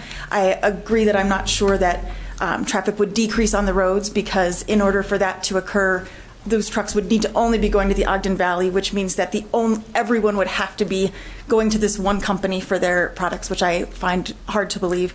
But for me personally, I wanted to let you know how that impacts my home. So my home is in the Big Sky area of Nordic Valley, and I am directly above the junior high. And so that is directly above this. So like when Charlie was talking earlier about, well, the people up behind there would see, that's me on my backyard of my house. And so we can see that. But one of the things that we love about that area is we can hear the junior high while they're out at recess and while they're at PE. We can hear individual kids' voices coming up the hillside and hear the PE teachers' whistles like they're just right there. And we enjoy that, and so I find it hard to believe that the noise, although those estimates are based on facts and science, I think that the specific geography and elevation in our area means that those would be inaccurate for this area and that the noise would be pretty substantial as it comes up the hill to those of us in the Big Sky area. So I hope you will take all of the information that you've received, and I would also encourage you not to table this, but to actually deny it, because we'll all just keep coming back. And, I think let's just get this all done with now, please. So thank you very much. Thank you. Good morning, Commissioners. My name's Richard Minges. I wasn't planning on speaking today because I've already submitted an email to you folks enumerating why I am strongly against this gravel pit for all the reasons that have been talked about, the noise, the air pollution, etc., etc., etc. But I did want to make a couple of sort of other comments. My wife, Miranda, is not here at the moment, and I so rarely get the opportunity to speak for her, I couldn't pass her. But those of you who know us fully understand that. But I would like to add a couple of sort of clarification points. There was talk about the gravel pit that was up on top of Powder Mountain. Miranda in particular and myself were peripherally involved in that because we came across the engineer that was looking for a source. So we strongly believe in trying to reduce traffic on road and saving lives, and having people drive up and down Powder Mountain Road was really very concerning to us. So we helped that engineer locate that site, and I would just like to point out that that's probably 500-600 yards. It was at the top of Timberline lift. It's probably 500 or 600 yards from the well, and that well is 2,000 feet down through bedrock. So that really is not any substantiating information for why we should approve the gravel pit here. Got a couple of other questions. It's not clear to me if they put the gravel pit there where they're going to get the water, because they're going to need a lot of water. So whose water rights do they have? Have they bought and what have you? And where is all the sand going to come from? Because obviously you need sand to mix as well. So I've got quite a lot of technical questions that I think ought to be addressed, and particularly the noise. Charlie, I don't know how far away you were on that 80 decibels that you quoted, but I've done those measurements, and rock crushing, you'd have to be, 600, 700, 800 yards away, I would guess, before you drop down to 80 decibels. Anyway, that's it. Thank you very much indeed. Thank you, Richard. Next. Good morning, Commissioners. My name is Nick Guthrie. I live up in Eden. Recently been going by liberal elite, I guess. So, just to speak on the noise, currently I teach at the American Airlines Schoolhouse in Charlotte. Charlotte's putting in a brand new tower. I work with men and women who have worked in the military. They've dealt with distractions from noises. We have, in that tower, they had a cement mixing plant, or is, what do they call this just recently? The batcher? Is that correct? Batch plant. That caused enough noise and dust to distract these guys. So I would have to guess that a junior high and a daycare, those children would be distracted as well. Just my take on that. I do have quite a few questions about that. We've been wondering who exactly owns Levante LLC. Has that been answered at all yet? Is that the best anybody can come up with? I'm going to ask anybody that has questions to take those offline. This is not the opportunity to ask questions. This is the opportunity to have your voice heard. So please keep your comments to that. All right. I'll call you out of order if you ask any other questions of anybody. All right, that's understandable. Please proceed. Basically, yes. My family and I were all against. Thank you. We are against this. We're concerned about, one, the dust, and I claim there is not going to be a lot of dust, but I can guarantee as you fly over, you're going to see dust. A quick Google search shows that any type of particulate in the air will not just stay in that general area. That particulate will move with the winds up to 30 nautical miles, or 30 miles, sorry. That means that pollution will be coming this way as well, not just staying in the valley. It'll also be moving towards Morgan County as well. The other thing we're concerned about are these trucks. Now, there's a claim that we're trying to cut down, or that they're trying to cut down on the environmental impact from truck traffic, pollution. And like it's been stated recently, by my calculations, just quick looking at it, that would mean that a truck would have to make 2 empty trips going to and out of the valley as well. The that doesn't seem to do any, it seems to be creating more of a environmental impact than anything else. So just to kind of close this up real quick, a lot of good comments have already been said. I'm sure we're all familiar with that story about a snake that the young Native American man picked up to carry over the mountain. It was bit at the end. This kind of looks like our snake for the valley. I'd ask you strongly not to approve this. Thank you. Thank you. Good afternoon. My name is Randy Lair. I live in Eden in the Fairways development. And last year, the developer was granted a permit to temporarily install a rock crushing machine. And it was approximately within 200 yards of our home. So I think I'm qualified to speak on that. The noise of a vacuum cleaner may not seem like much, but if you're sitting on your couch watching TV or sitting at your dining room table trying to have a meal and there's a vacuum cleaner in the same room as you, and not just a vacuum cleaner, but try vacuuming up about a dozen marbles, you'll get some idea of what it's like to have a rock crusher that close to your home.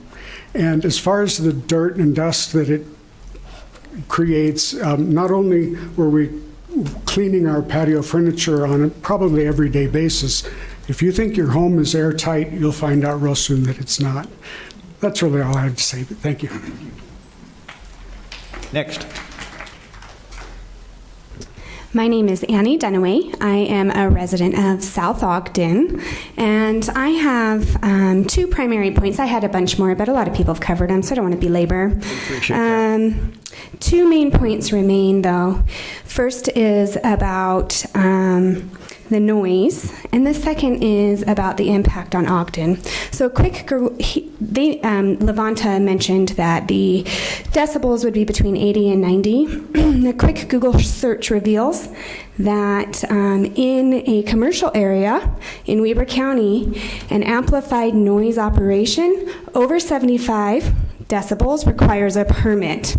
Further, no noise in residential areas over 75 decibels should occur. So we're talking about a level of noise that doesn't even meet the standards for Weber County. Let's get that clear. The next thing is about Ogden residents and Weber County residents that aren't in the valley. So they have spoken about the pits in North Salt Lake and the pits in Brigham City as though the pits in South Weber and North Ogden don't exist. And we have economies and people who rely on that for work that are currently employed through sending that up the valley for their needs. And so now you're talking about taking jobs and industry up the valley that people here are well established and dependent on, and they haven't covered a mitigation plan for that. And so there's a point where it does negatively affect other residents in the valley, or in the county, as well as the negative impacts of people who are residing and living and doing all-day activities up in the valley, along with our recreation. I highly recommend and request that you deny this. Thank you. Thank you. Thank you. Go ahead. Commissioners, my name is John Werner. I'm on the board of the Eden, I'm on the Eden Waterworks also, but I'm going to speak today on the water issue because of the Wolf Creek Irrigation Company. Wolf Creek Irrigation Company provides irrigation water to approximately 800 acres by diverting water from Wolf Creek and with associated springs. And on this particular piece of property that's in question for rezoning, there are 3 water shares associated. And I need to point out that the water shares in Eden or a Wolf Creek irrigation system can be used only for agricultural crop production or watering your lawns and garden. Now, if there is an effort to convert those shares to another purpose, it's against our bylaws at this point in time. And it begs the question, we do not have sufficient science, quantification of the water that's needed to conduct this enterprise, and where that water will come from, how it will be treated after it's used, recycled, handled. At this point in time, I, as an engineer and a water specialist in this little irrigation company, do not see how, without more science and study, that we could justify agreeing to this enterprise. The water source is undetermined, problematic, and potentially highly impactful to the other immediate water sources. So based on that, I strongly recommend that we deny this request at this time. Thank you. Thank you for your comments. Commissioners, my name is Kevin Parson. I live in Liberty. So I'm just going to throw some numbers out at you real quick. My family's been involved with the gravel industry for a long time. We've ruined a lot of property. We've built a lot of property, but we've created a lot of dead zones. And that's what happens when you develop batch plants. It's what happens when you pull materials out of the earth. It's what happens when you crush them. People talked about like silica sand. It's called silicosis. The rock quartz breaks down to a component that basically no longer breaks down anymore. And if you look at it under a microscope, it's a jagged, sharp, kind of maybe like a diamond structure. It gets in your lungs and it rips your lungs apart and it forms scar tissue that your body can't heal. We want to talk about the numbers for water. Sorry, I'm nervous as hell. Okay, so we don't bite, Kevin. If we get 4 trucks, God, I can't believe it's this time. 4 trucks, okay, that's when they start. 4 trucks at the batch plant. 6 loads a day. It takes 25 gallons per load to wash out each time that truck comes back in. 150 gallons at the end of the day. You do that math, that's 300 gallons for 4 trucks a day. You do 300 times 4 trucks, that is 1,200 gallons of water a day. This is dirty water. This is water from clean out. Okay? Then you push that forward. You go 5 days a week, 4 months, 4 weeks in a month, 7 months out of the year. They're going to work 7 months out of the year if they're lucky up there. That's 120 work days. 1,200 gallons per day times 120 work days is 144,000 gallons of dirty, acrid cement water in our water source. I mean, it begs the imagination why you would dump lime, cement, silt-infested water, 144,000 gallons of it, in a runoff area of the North Fork River that supplies 31% of the water that flows down into the dam that supplies the artesians. That is so stupid. It is unbelievable. Thank you. Thanks, Kevin. Welcome. Hi, thank you. Excuse me. My name is Terry Marasco. I live in Salt Lake City. I'm on the board of Utah Moms for Clean Air, which is a statewide clean air group that formed in Salt Lake City in about 2007 when there were 28 Red Air Days in the city. We held one of the largest health rallies at the Capitol. 5,000 people showed up. I just want to deal with something that has been mentioned, that's diesel emissions. Everyone has heard that the cars are our biggest problem, but in the DAQ inventories, only 19% of mobile emissions comes from cars.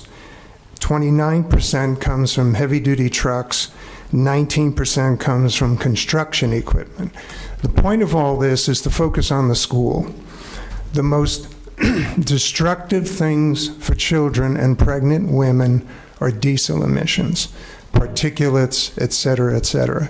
So what I'm seeing, having been at the Planning Commission now, is this concentration of diesel emissions very close to children whose brains are developing, pregnant women in the area. So this business of concentration is really important because all the tens of thousands of diesel emission health studies say that the closer you are to any road or truck that produces such emissions affects everyone in the area 4 times more than anyone a quarter of a mile away. So you really need to take a serious look at that, and these statistics I just showed you and talked to you about are actually at the Division of Air Quality. Thank you. Thank you. Next.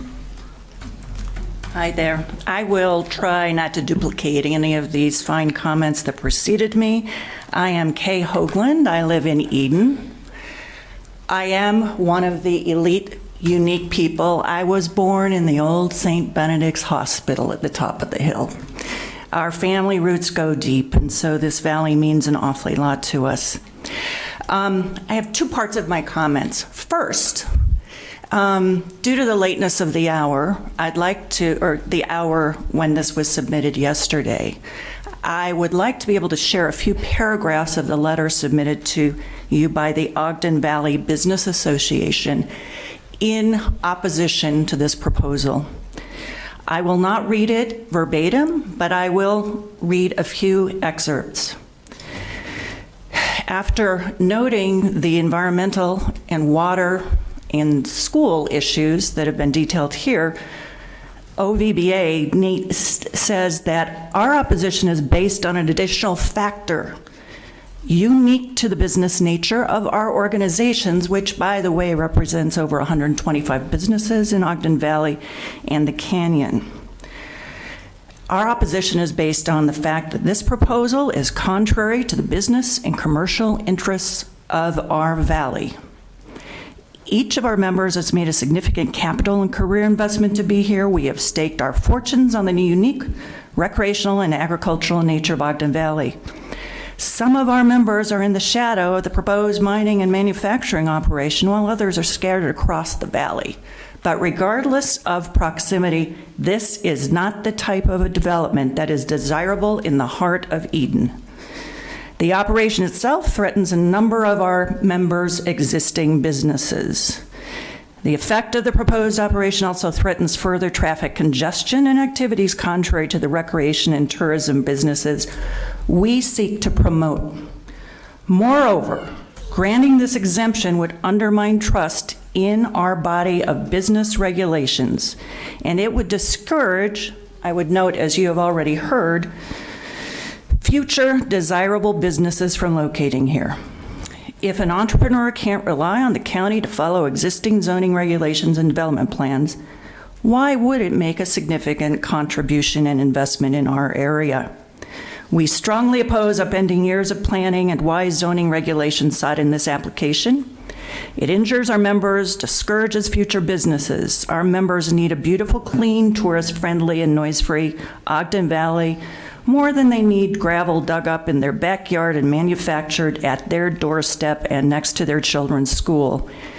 In closing, they ask to please vote against the proposal. Again, this represents over 125 businesses in the valley. This is anti-business. Thank you for those comments. You bet. Next.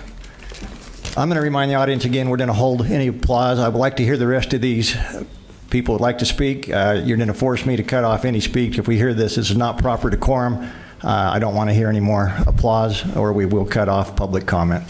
Just my last request, please signify that by not applauding. Thank you.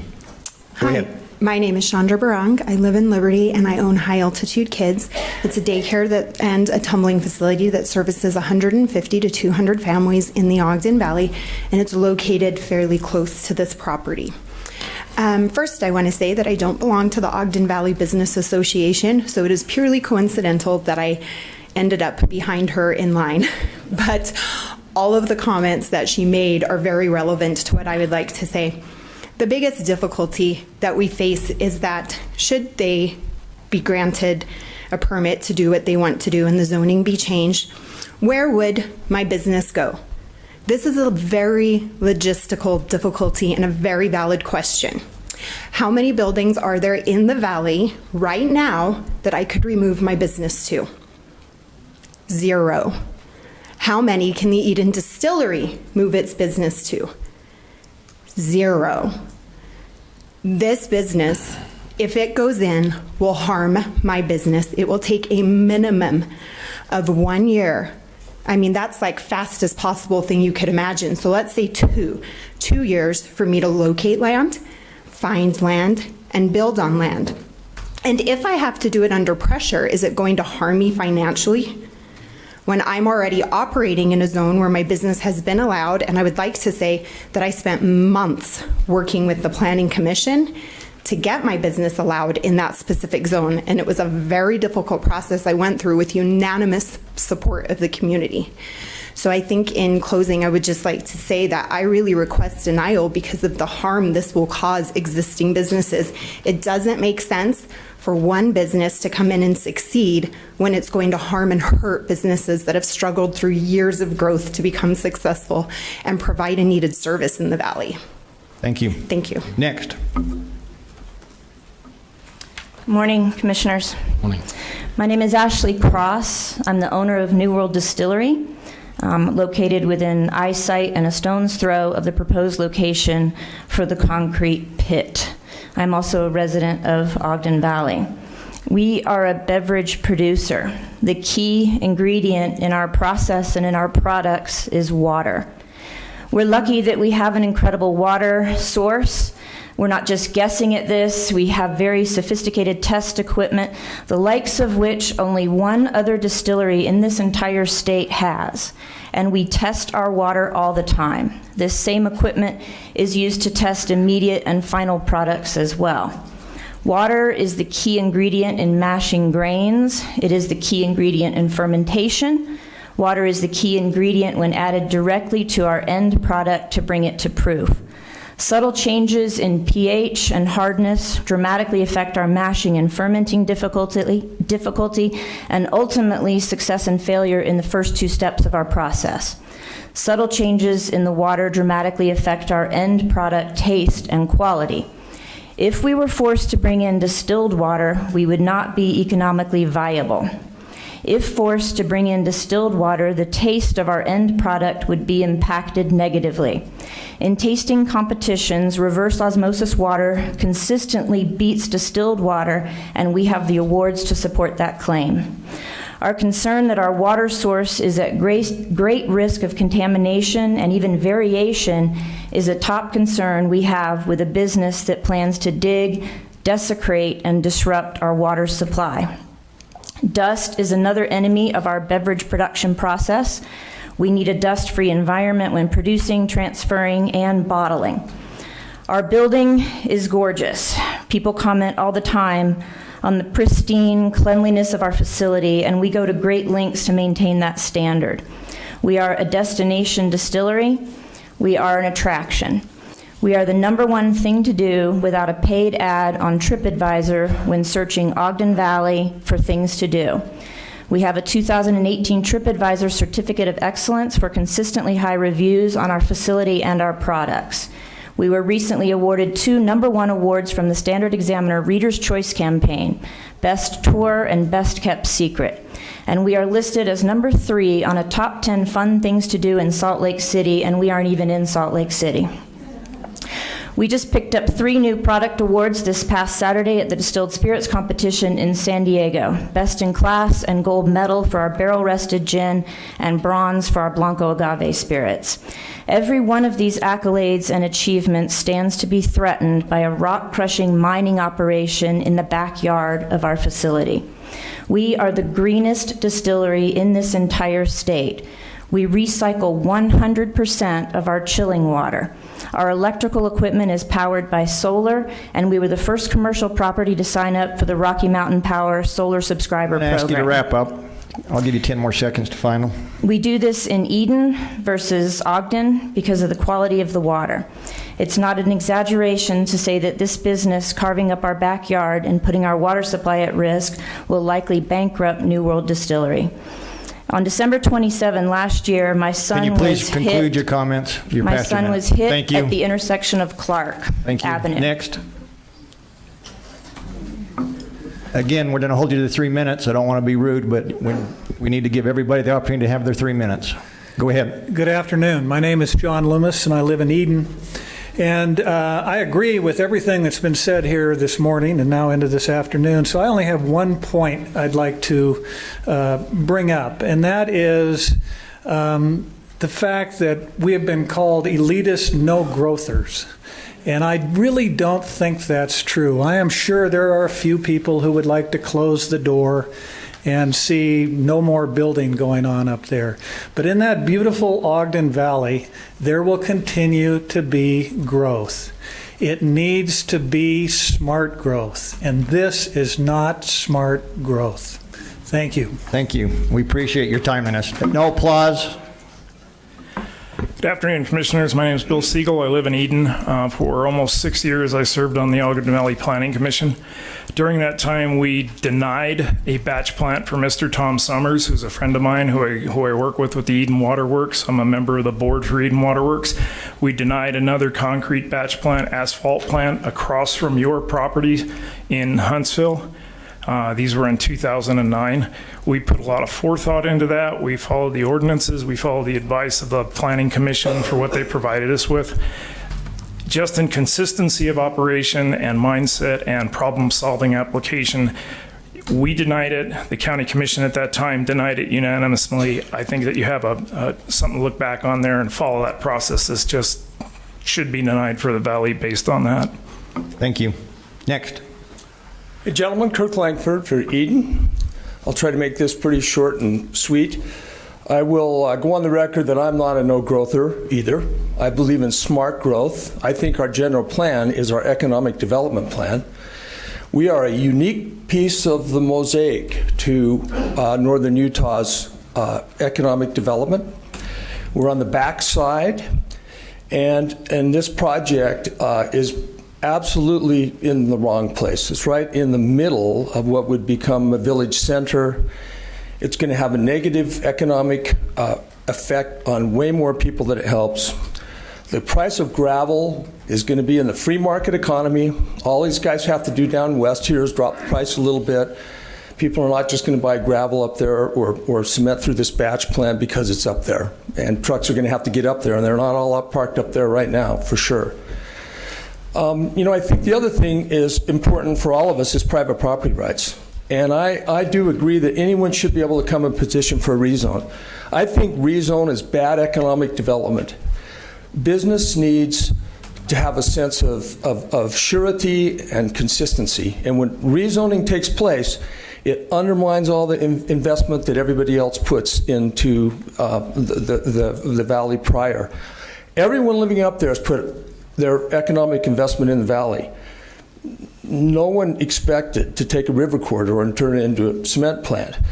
And I think when somebody petitions like that, they put their own entitlement ahead of the community. I think going forward, for $740, you shouldn't be able to walk up and just put fear into all the citizens and create something like this quickly. For commercial development projects like this, it should be $10,000, $15,000, $20,000, $25,000, and you lose it if you don't get your petition. This is crazy. You can create this much turmoil for $740. On the other hand, this could be the easiest decision you guys have ever had to make. I mean, this is a no-brainer. And thank you for your service, guys. Charlie, that was the best job ever with what you did, and I will tell you, your staff recommended against this. The Planning Commission unanimously recommended against it.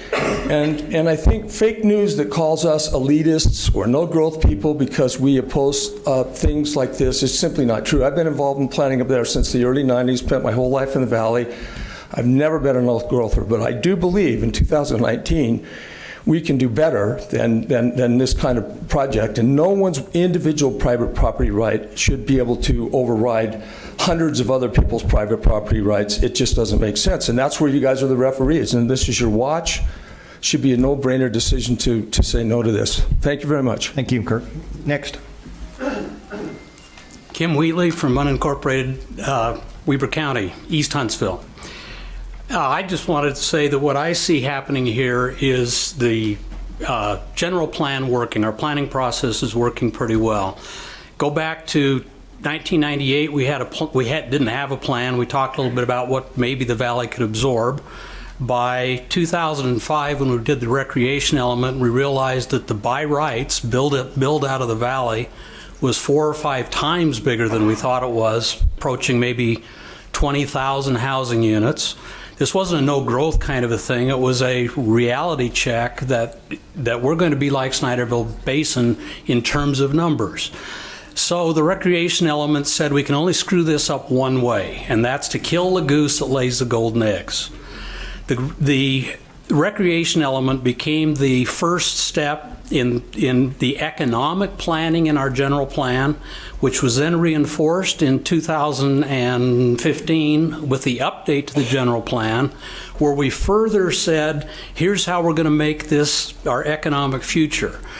You can talk to almost anybody in the valley and they'll say sometime in our future we're going to be a town, a township, a town or something, but we'll have to stand on our own economics at that point in time.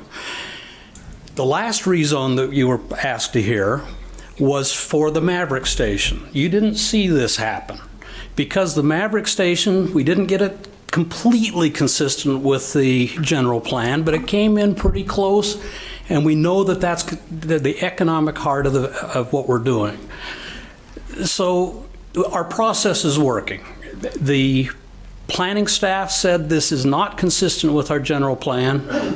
The Planning Commission says this is not consistent with our general plan. It could kill the golden goose. It could inhibit the investment that we need to make a viable economic community in the future. And now we're asking you to just continue that process.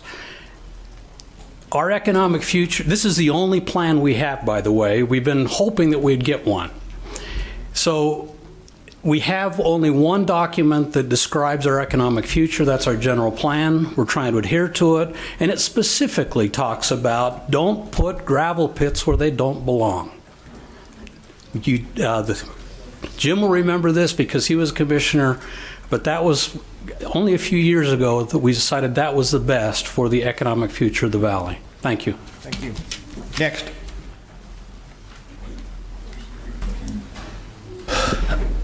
I want to thank you guys for your service. My name is Jessica Smith. I live in Eden. One of the things that I don't think has been addressed is the mental health impact of the noise, especially on students, but also on citizens who have moved into the area because of things like anxiety or PTSD or other things that are there. I feel unqualified to speak on the subject as I deal with anxiety. And I have children who deal with these types of things. When Wendy McKay turned on that noise, it affected me, even though it was only for a few minutes. It raised my alertness and it caused me to want to leave. But with regards to kids, as they're developing, especially as they're developing, that constant noise can increase and cause them to become more anxious, and more anxiety leads to other factors in the mental health area. And if they can't learn to be, if they can't have a chance to have quiet where they can recoup and get themselves back into a place that they can function, it leads to other things. And I just wanted to bring up that perspective of what constant noise can bring. Thank you. Thank you. Next. Thank you, Commissioners, for allowing all of us to speak, and I'm very grateful that all of my friends and neighbors have been able to say things that I now don't have to say. I'm here both representing. Can you say your name again? Oh, Stephen Erickson. Okay. And I am here representing myself and the Utah Physicians for a Healthy Environment. It's a organization that's actually the largest civic organization of physicians in the state of Utah and perhaps in the western United States. 430 physicians and 3,500 total members.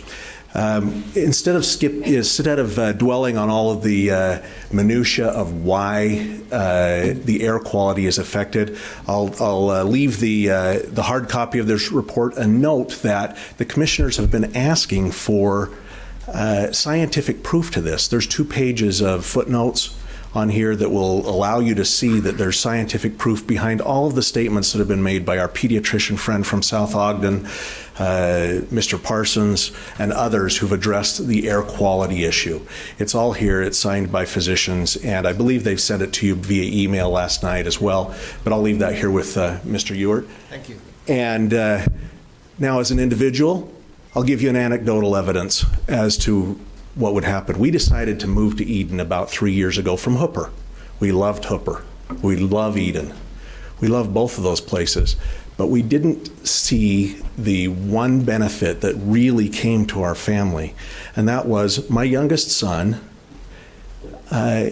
He spent his entire first elementary school years where he would miss 2 to 4 or 5 weeks every year due to red burn days. We used to tell people at the school, please keep him in. It's just going to be detrimental to him and to your teaching ability for him. He has missed not a single day in the 3 years that we've lived in Eden, and he's been able to attend Snowcrest. I should like to see that same sort of benefit for all of the rest of the children that are there. And note that air quality is hugely important, along with all of the other health concerns. Thank you. Thank you. Next. My name is Kimber McCafferty, and I live directly across from the county shop. A lot of people who are here today, I don't think, realize that the county shop exists there because they don't see it when they drive by. And a lot of concerns that have been spoken exist with the county shop and the county property that is leased. There is dust that we have sent photos to you that drifts to the distillery. There is dust and rocks being unloaded 20 feet from the daycare. The daycare, the distillery, the care center were all put in knowing that those conditions existed. Another few things I want to clarify is on the river restoration. We could have sold the product, but it would have taken permits and keeping track for tax purposes. We chose not to. We decided to barter instead. You questioned about the material. Years ago, they allowed that the gravel be pushed up on the banks and to hold the water in. That is no longer allowed. You have to put in large rocks and other natural materials to hold back the water, but the gravel is not considered a use for a bank anymore. I am 4th generation in the Ogden Valley. My family settled Eden along with other early settlers. Change is scary. People fear change. Whether this project is approved or not, the conditions still exist. There's still noise from trucks beeping, tailgates banging, and there's still dust. If the school hasn't complained, if the daycare hasn't complained, and the distillery hasn't complained, and other businesses, why would this be any more of a problem than what is already there? I would like you to consider that, and thank you. Thank you. Next. My name is Charles Jabinisek. I live up on Elkhorn Drive in Eden. And my concern, well, my feeling is that we live in a democracy. And in a democracy, the people of that country are encouraged to come out and speak out what their opinion is. And you have certainly done that today. And I appreciate that. But the other part of this is that those who are in power need to listen to what the people are saying, even if what they want might be different than what the people want. And so I would encourage this commission to very much hear what's being said today and understand that in a democracy, the people should rule. Thank you. Thank you. Next. Hello, my name is Jill Baranowski. I am a taxpayer in Eden, and I am also a certified teacher and coach, so I know some of my perspective is definitely in line with that. I am not aware of what's on social media. I'm basing my comments on things that have not yet been said today and that are included in the first 49 pages of the staff report. This is in keeping with this low-energy conversation of facts that we're having today. So some of the things that are brought to mind in my looking at these first 49 pages is that there's, in the proposal, in the hours of operation, there's no mention of possible suspension of operation due to increases or extremes in temperature. There's also no mention of suspension of operations due to wind speed or direction. There's also no mention of the added expense that the area their school would have because of the HVAC, the implications with the filters. There's also a mention of an annual review, but no mention of if something adversely were to happen within April, that there would be adjustments made in alignment with that within a shorter period than the April 1st period. I don't see any mention with including school officials in the annual review. I would believe that there would be incurred costs by the school in having to either relocate activities or to transport students to alternate locations because of what would be happening in the environment. I see no mention of vibration and the adverse effects of vibration. We have heard sound, but not vibration. I'm not an engineer, however, with a close proximity with Nordic Valley, I would think within the winter months of operation that could become a safety factor with avalanches and slides. The vibration of the facility and its proximity to Nordic Valley. I do see some things about the crusher activity on page 18 that the commission can grant some exceptions, but as I said, I don't see anything about personnel, and I would respectfully ask that things be added about mutually agreeable with the school district, and I do not see any specific listing of chemical usage, and that would be interesting as well to see, are there some specific chemicals that are in use as part of this process? Other things have been mentioned, so I will not continue to mention things and repeat them. Keep in mind, cognitive development happens until 25 to 26 years old, so the percentage of the population that would be impacted while their brain is still developing would be significant within the area. Thank you for your time. Thank you. Next. Thank you. My name is Rob Edwards. I'm the authorized representative for the proposal. It's been enlightening to hear today some of the concerns. One point that I wanted to make, I think that communication is critical, and there's been a lot of misinformation about our project. I grew up in Weber County. I have a home in Weber County. I intend to raise my family here, and I have an asthmatic as well that lives in my house. The basis for this proposal was to eliminate air emissions. And I don't want to get in a debate back and forth here because I know that's everybody has their emotional opinions, but these materials are coming into the valley regardless if this project occurs. They will continue to come in larger amounts. The state of Utah just commissioned $1 million traffic study in the canyon. The international standard for ready-mix concrete is 60 to 90 minutes to discharge.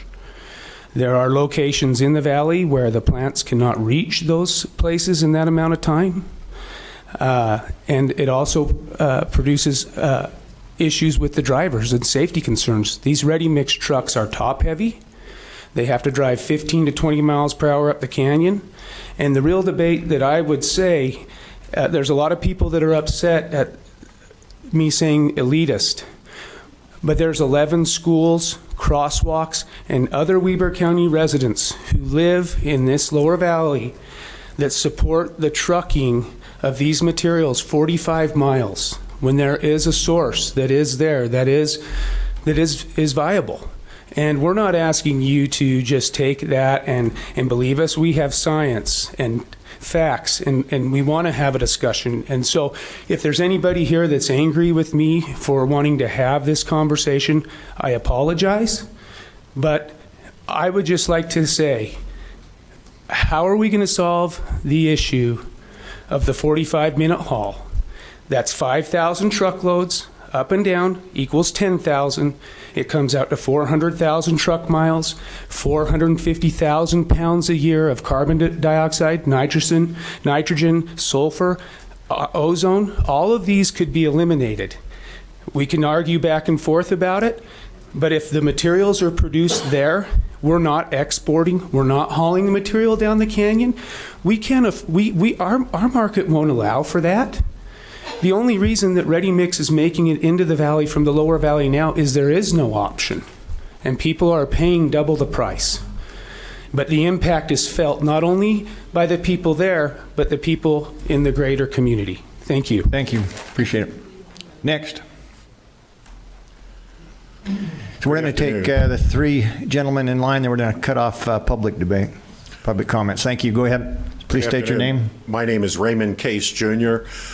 Recently moved to Eden from Pennsylvania to be near my first grandchild who lives in Eden.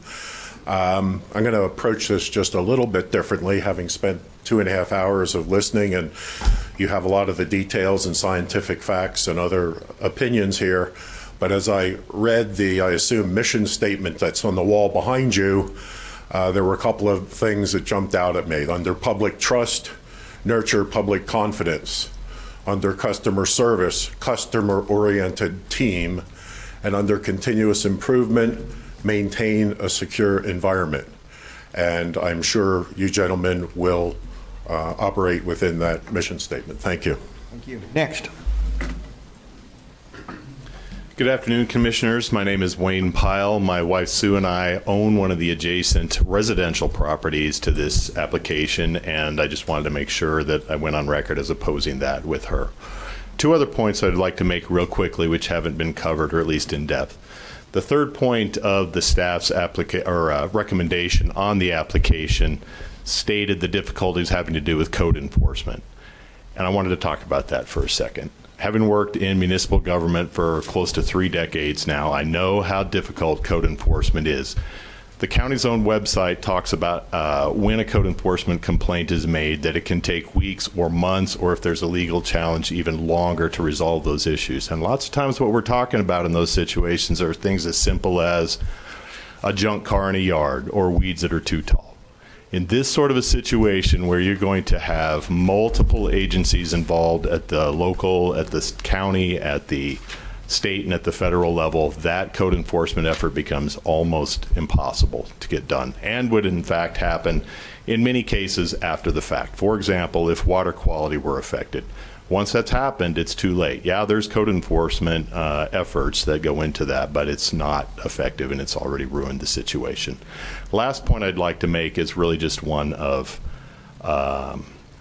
characterizing or coloring the commentary. The applicants continue and have continued throughout this process to characterize the opposition to this position or this application as emotion-based and ignoring science, and that is absolutely not true. I just wanted to re-point out all the people that have got up and spoken with facts and with information to air quality, the water quality, and the traffic issues. These are people who know their business, who know the industry, and know what they're talking about. Thank you very much, Commissioners. Thank you. Final public comment. I did get the memo. I like your hat. I got the memo, so yeah, good. Thank you. It's good to be able to participate in your meeting. My name's Richard Webb. I live in Liberty. I also am involved in some real estate transactions that involve real estate that looks directly down on this site.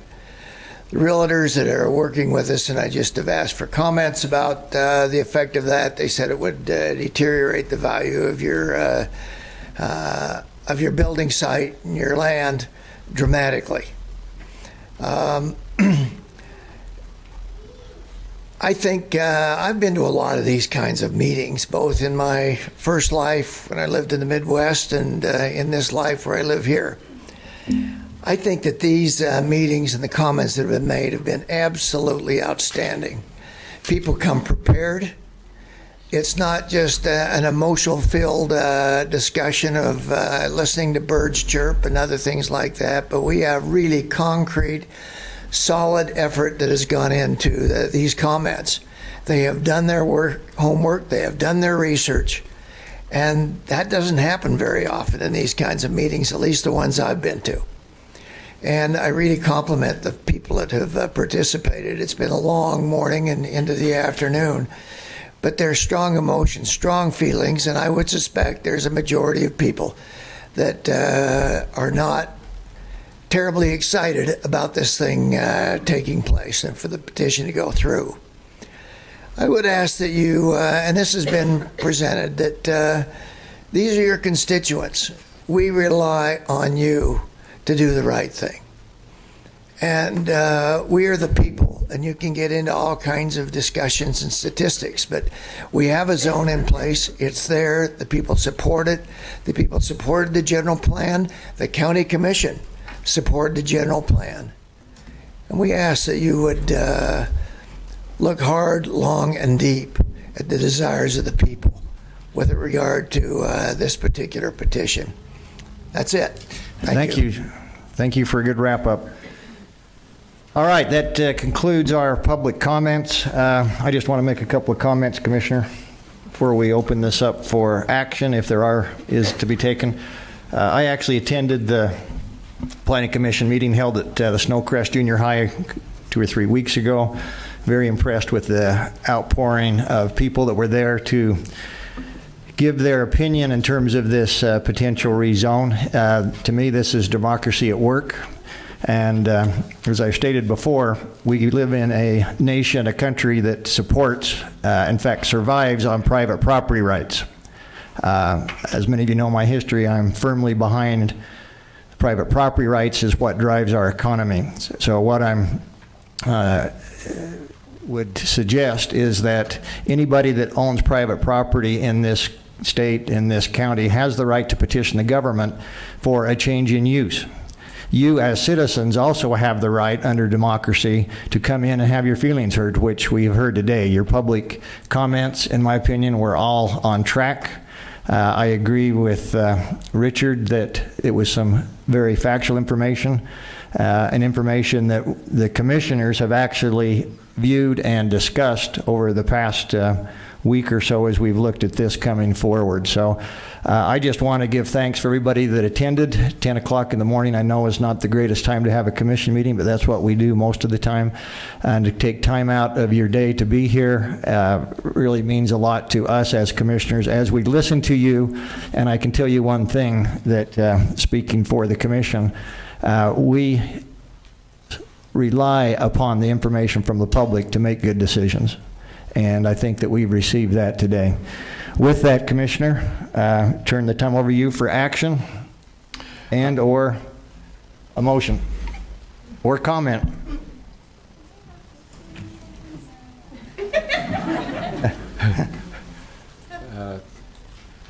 I think formally, Mr. Acting Chair, I request to adjourn our public hearing and reconvene a public meeting.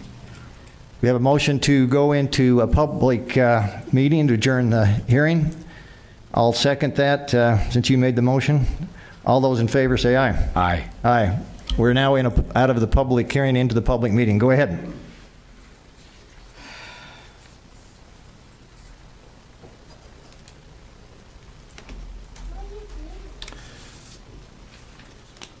Approximately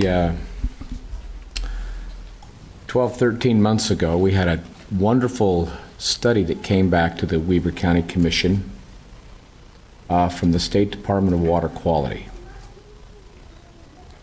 It was based on a lot of science and fact that they came through. It was wonderful because it showed the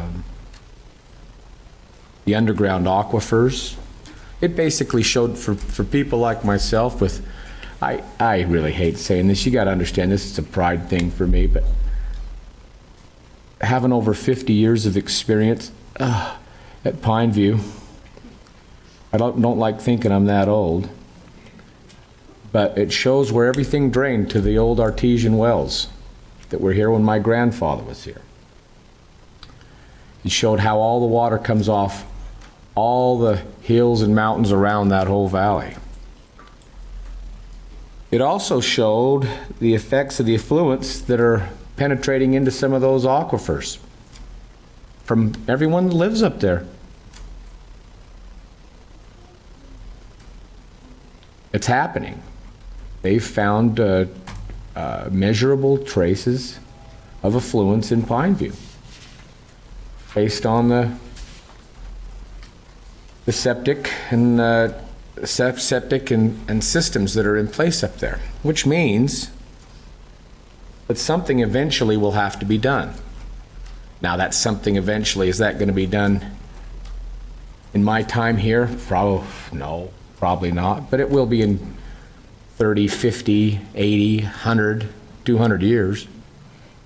And to correct that, you'll need to put pipes in the ground, and you'll need to have a sewer plant, and you'll need to have gravel to backfill all of those locations. Just something to think about. Am I willing to fund a department or a geologist to figure out where that is today? Nope. You just got your tax notices. I have no interest in making those go up any more than they do. But, Mr. Chair, if you'd so entertain, I'd like to make a motion. Please do. Because of the transportation, with regards to where it's located, the school and the quality of the road, because of the noise, because of the water quality that I'm not concerned we have all the answers on, and because of the location, I move that we deny the petitioner's request. We have a motion. Then again, I'm going to say this is not going to have any public applause. As we hear this, we're going to have proper decorum. With that, Commissioner, I would second that motion, and I'd like to just respond to that motion, if I might. Since I'm the chair, I'm going to. Yeah, good. So, as looking across this room, I'm not sure there's too many people in this room that have been in the Valley over 66 years. If they are, I hand it to them. But I can say one thing, the Valley is not the same Valley that I grew up in most of my life since the early 1950s. That's constantly changing. I can think of about a 10-year period, other than maybe Mr. Mumford here, and he's younger than me, so he doesn't have any seniority. But what I can say is the Valley's changing. The Valley today is significantly different than it was in the 50s, 60s, and even early 70s. I can tell you this, that many people in this room are here because people did make the decision to develop and sell their land. So it's not proper, in my opinion, under private property rights, to have a no-growth attitude. And I've heard today that this is not really about no growth. This is about the time and the place. But the question comes down, is this the time and the place for this rezone? And as I look at the timing, I'm not exactly sure. There's a lot of development taking place in the Valley.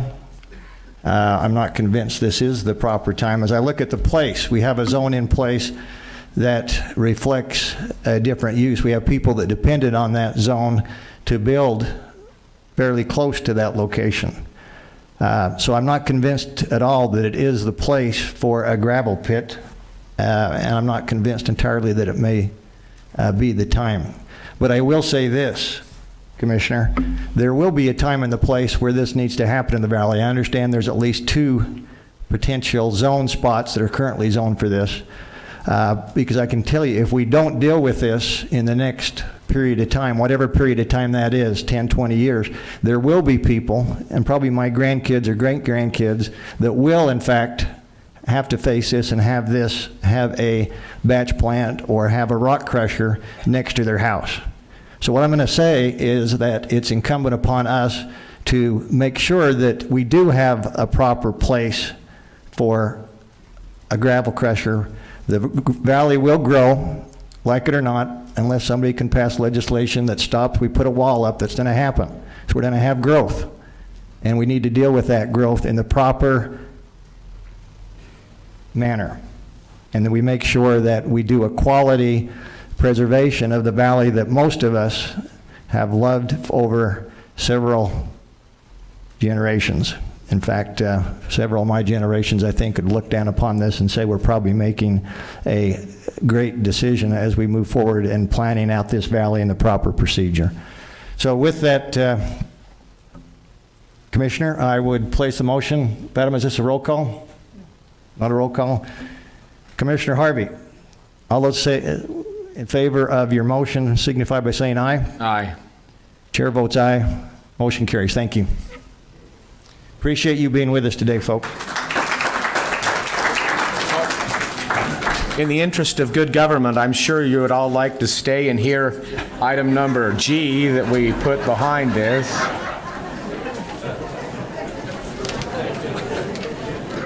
Let's give it 5 minutes before we go on. Let it clear out.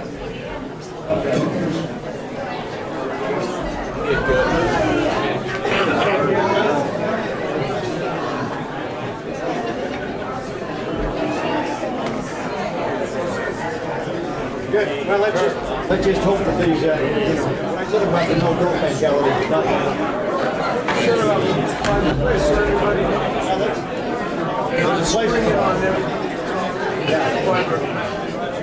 We still need to get together. Yeah, I'd like to do that. No, I appreciate that. On the right side. I'll get a hold of you. Spence. That's my cousin's boy. Yeah. So there's a lot of.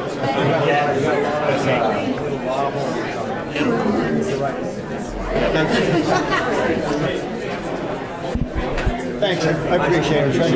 Trying to keep this thing civil. So.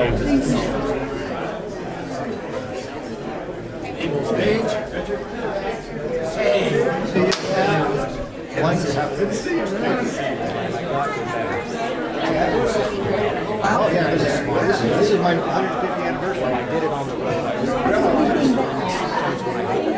Oh yeah, we have to. I don't know. I gotta wear it once a year. Actually, so. Yeah. I'll do it. I'll give it to you. Anyway. Somebody who asked, I said, 5 copies. It really is good. Good help. Tired. He just needs it. Right before that. Little white. Yeah. That'd be awesome. Yeah.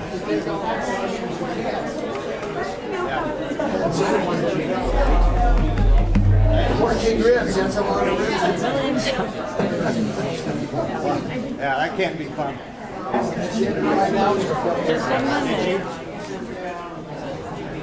Wow, that looks good. Hey, thanks for being here.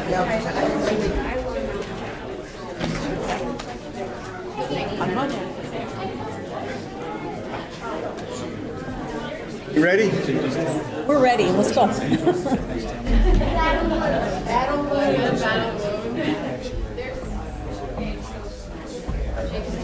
Commissioner, you ready? Thanks, great job. I thought that was you. Yeah. Holy cow. All her words. That was all her words? That was all her words. How are you guys? I was wondering who wrote those words for you. Yeah, she did them all. She read it, some articles, and she did it. So I just edited. So she did a great job. That was perfect. Yeah, very good. Thank you so much. Thank you very much for being here. Yeah, I know. She wrote those words herself. Yeah, she wrote all that herself. So she did a That was great. Thank you. Right on 3 minutes, too. I know, I was impressed. If they were all so good. All right, we're going to call the meeting to order. We had a slight break, but we're back into action items, Commissioner. Commissioner, we lost part of our audience for some reason. So let's go to, I believe we're on agenda item G, action items, if I'm not mistaken. Item G1, yes, So Commissioner. we've got a request for approval of the resolution. Into your mic, there you go.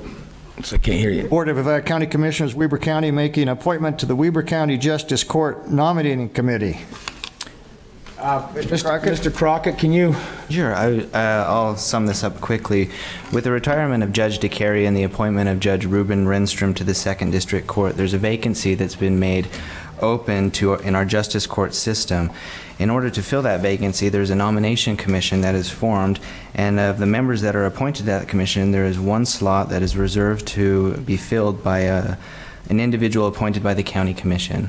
And so this resolution would fill that appointment. It's a 4-year appointment, and it is recommended that Matthew Wilson, who is a deputy county attorney for Weber County, fill that appointment. That's a recommendation? Yes. Thank you. Commissioner? Mr. Chair, this is in my portfolio, Yes. or having the attorneys in my portfolio.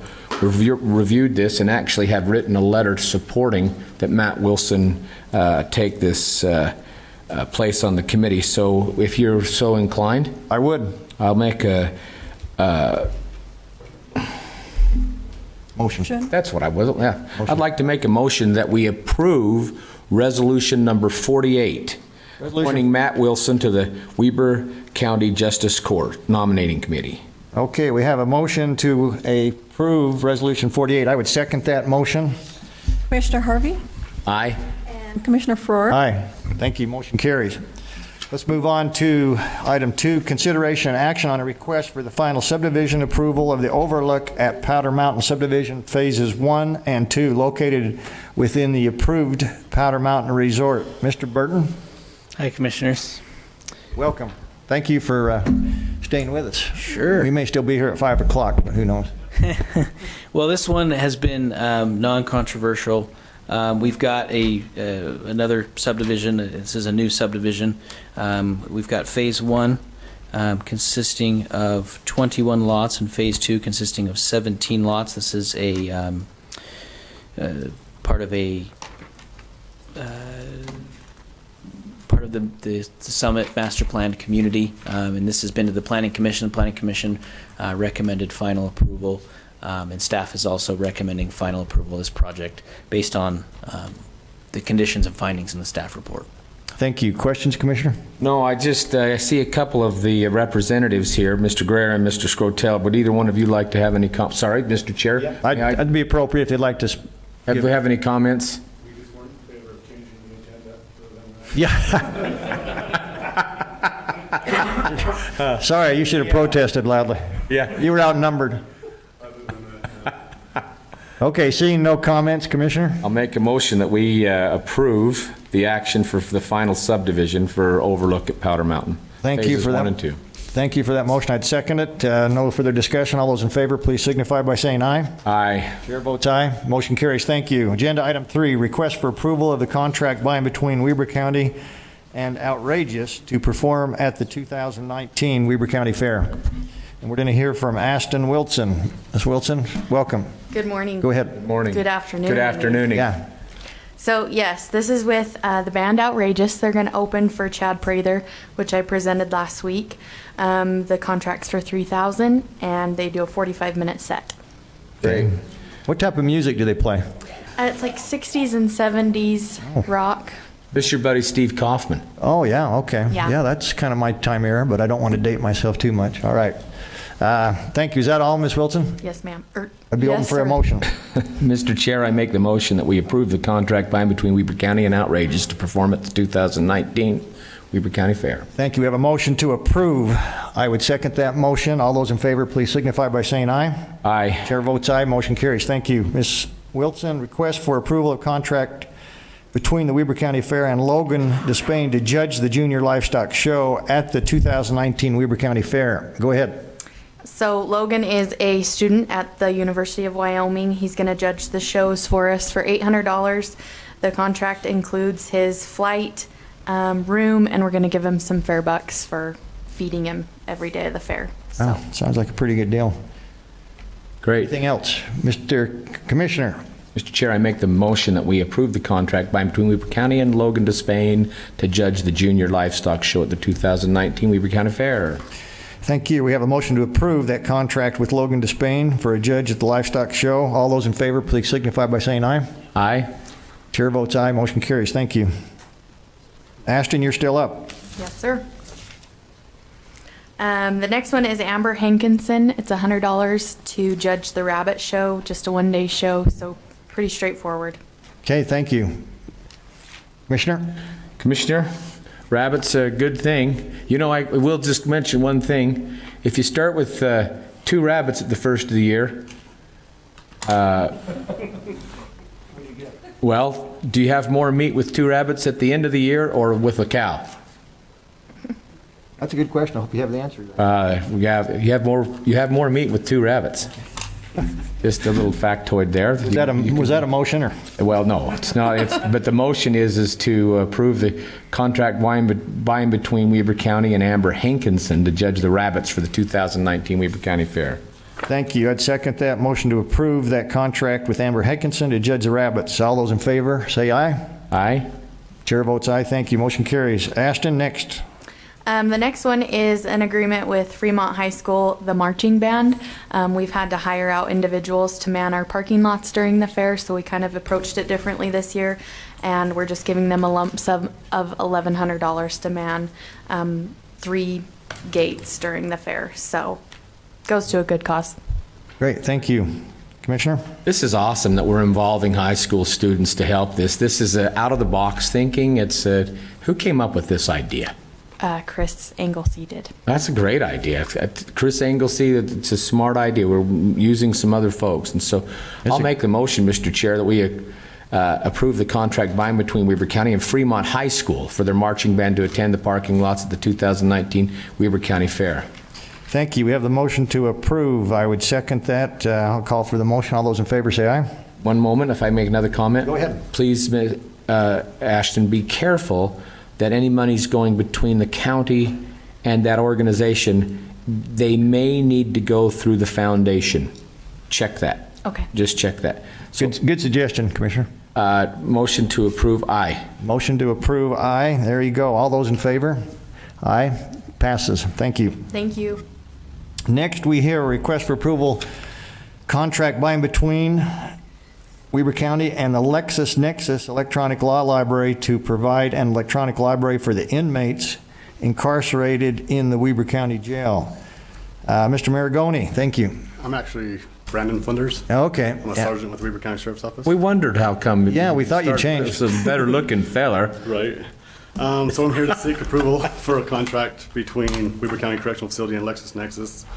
The contract is to provide electronic law library for the inmates incarcerated. The Weber County Pull that mic a little closer to you. Pull that up, sorry.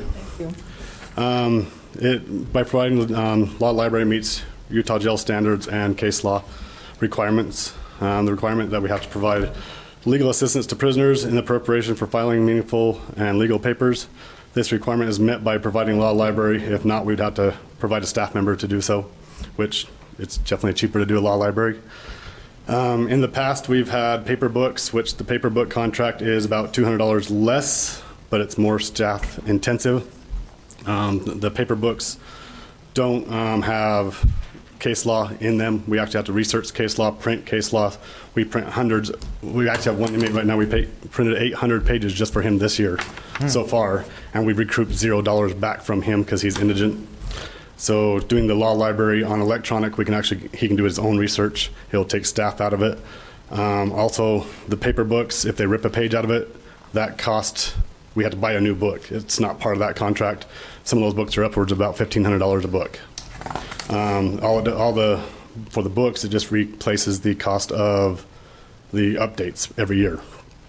So by doing electronics, law library, they can't just tear apart a book. If they destroy a tablet, it'll be on the tablet. If they destroy that, that would actually be, we can actually see that right then and charge them right then for that. Where the books, a lot of times it's concealed. You can't find that one page they ripped out. So by doing the electronic law library, it would actually save a lot of manpower, a lot of hours that were spent by staff that have to research and do the copies. And it's also going to be paid for out of the inmate benefit fund. What's the cost? $700. Right, the first year it's $725 a month. Okay. So overall, it's about $26,000 for the 3-year. 3-year. And is this going to save you printing costs then? Couldn't they print off from their tablet or not? They will not be. No, they'll be actually handwriting from the tablet. Okay, They'll got be it. Doing all the research and just handwrite it. Makes sense. Okay. Anything else? Nope. Commissioner? Nope. You know, it's probably a good thing for us. As best I know, this is in your portfolio, Commissioner. You have any comments on this?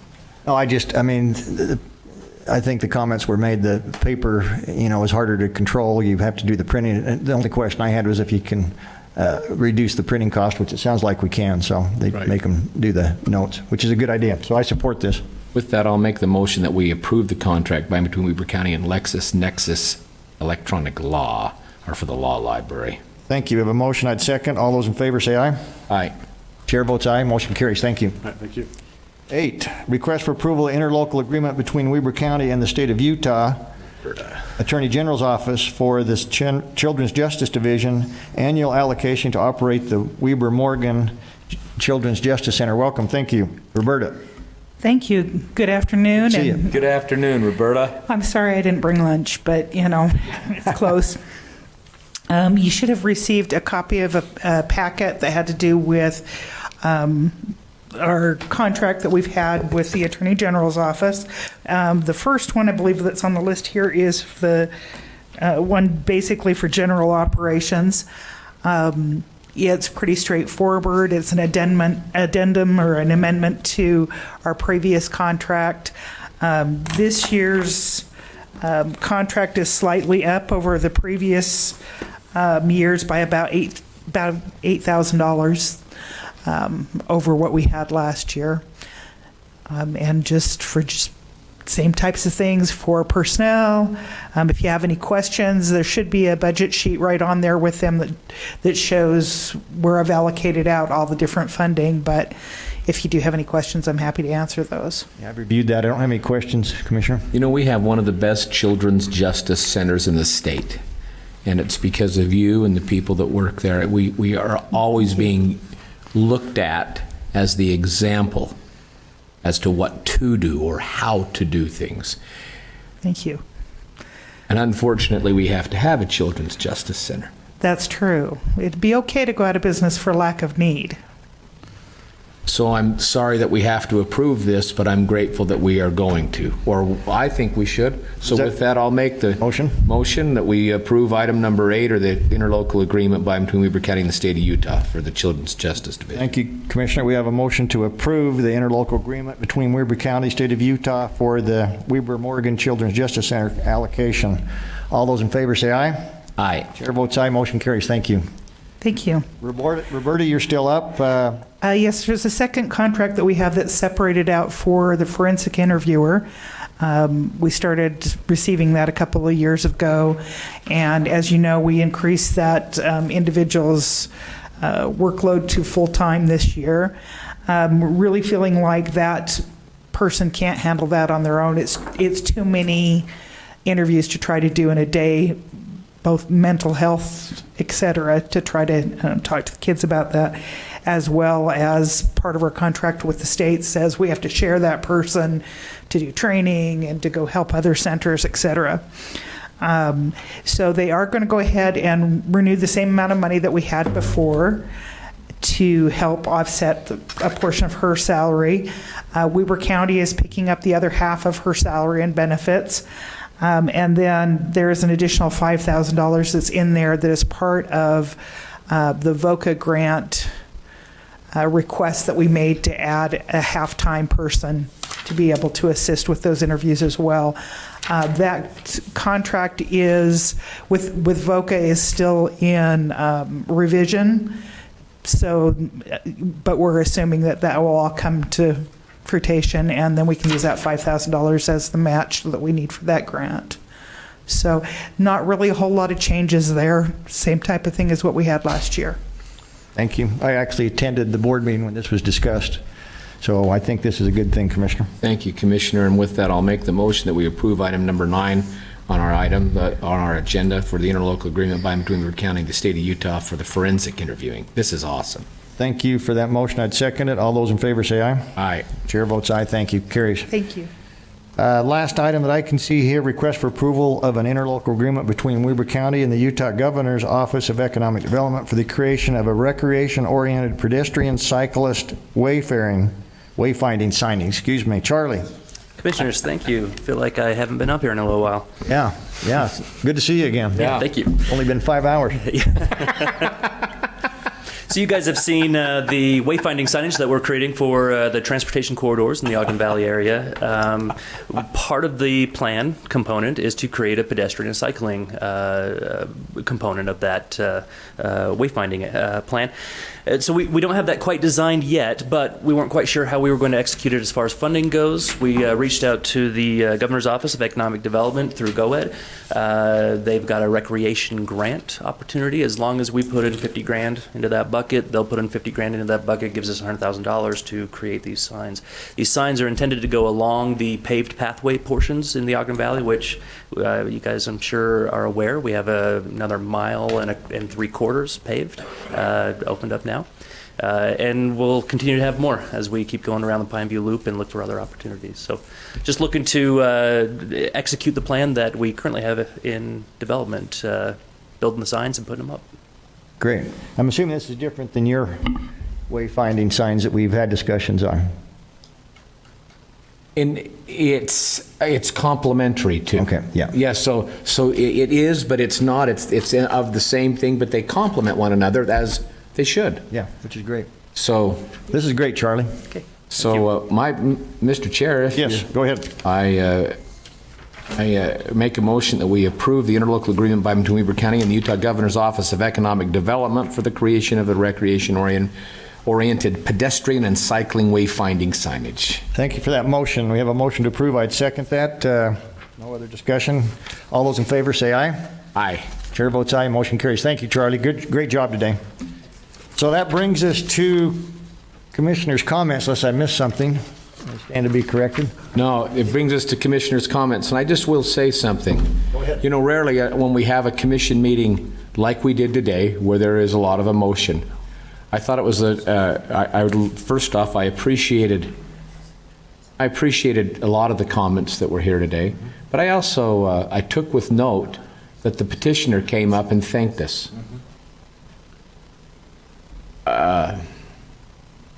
That was good form.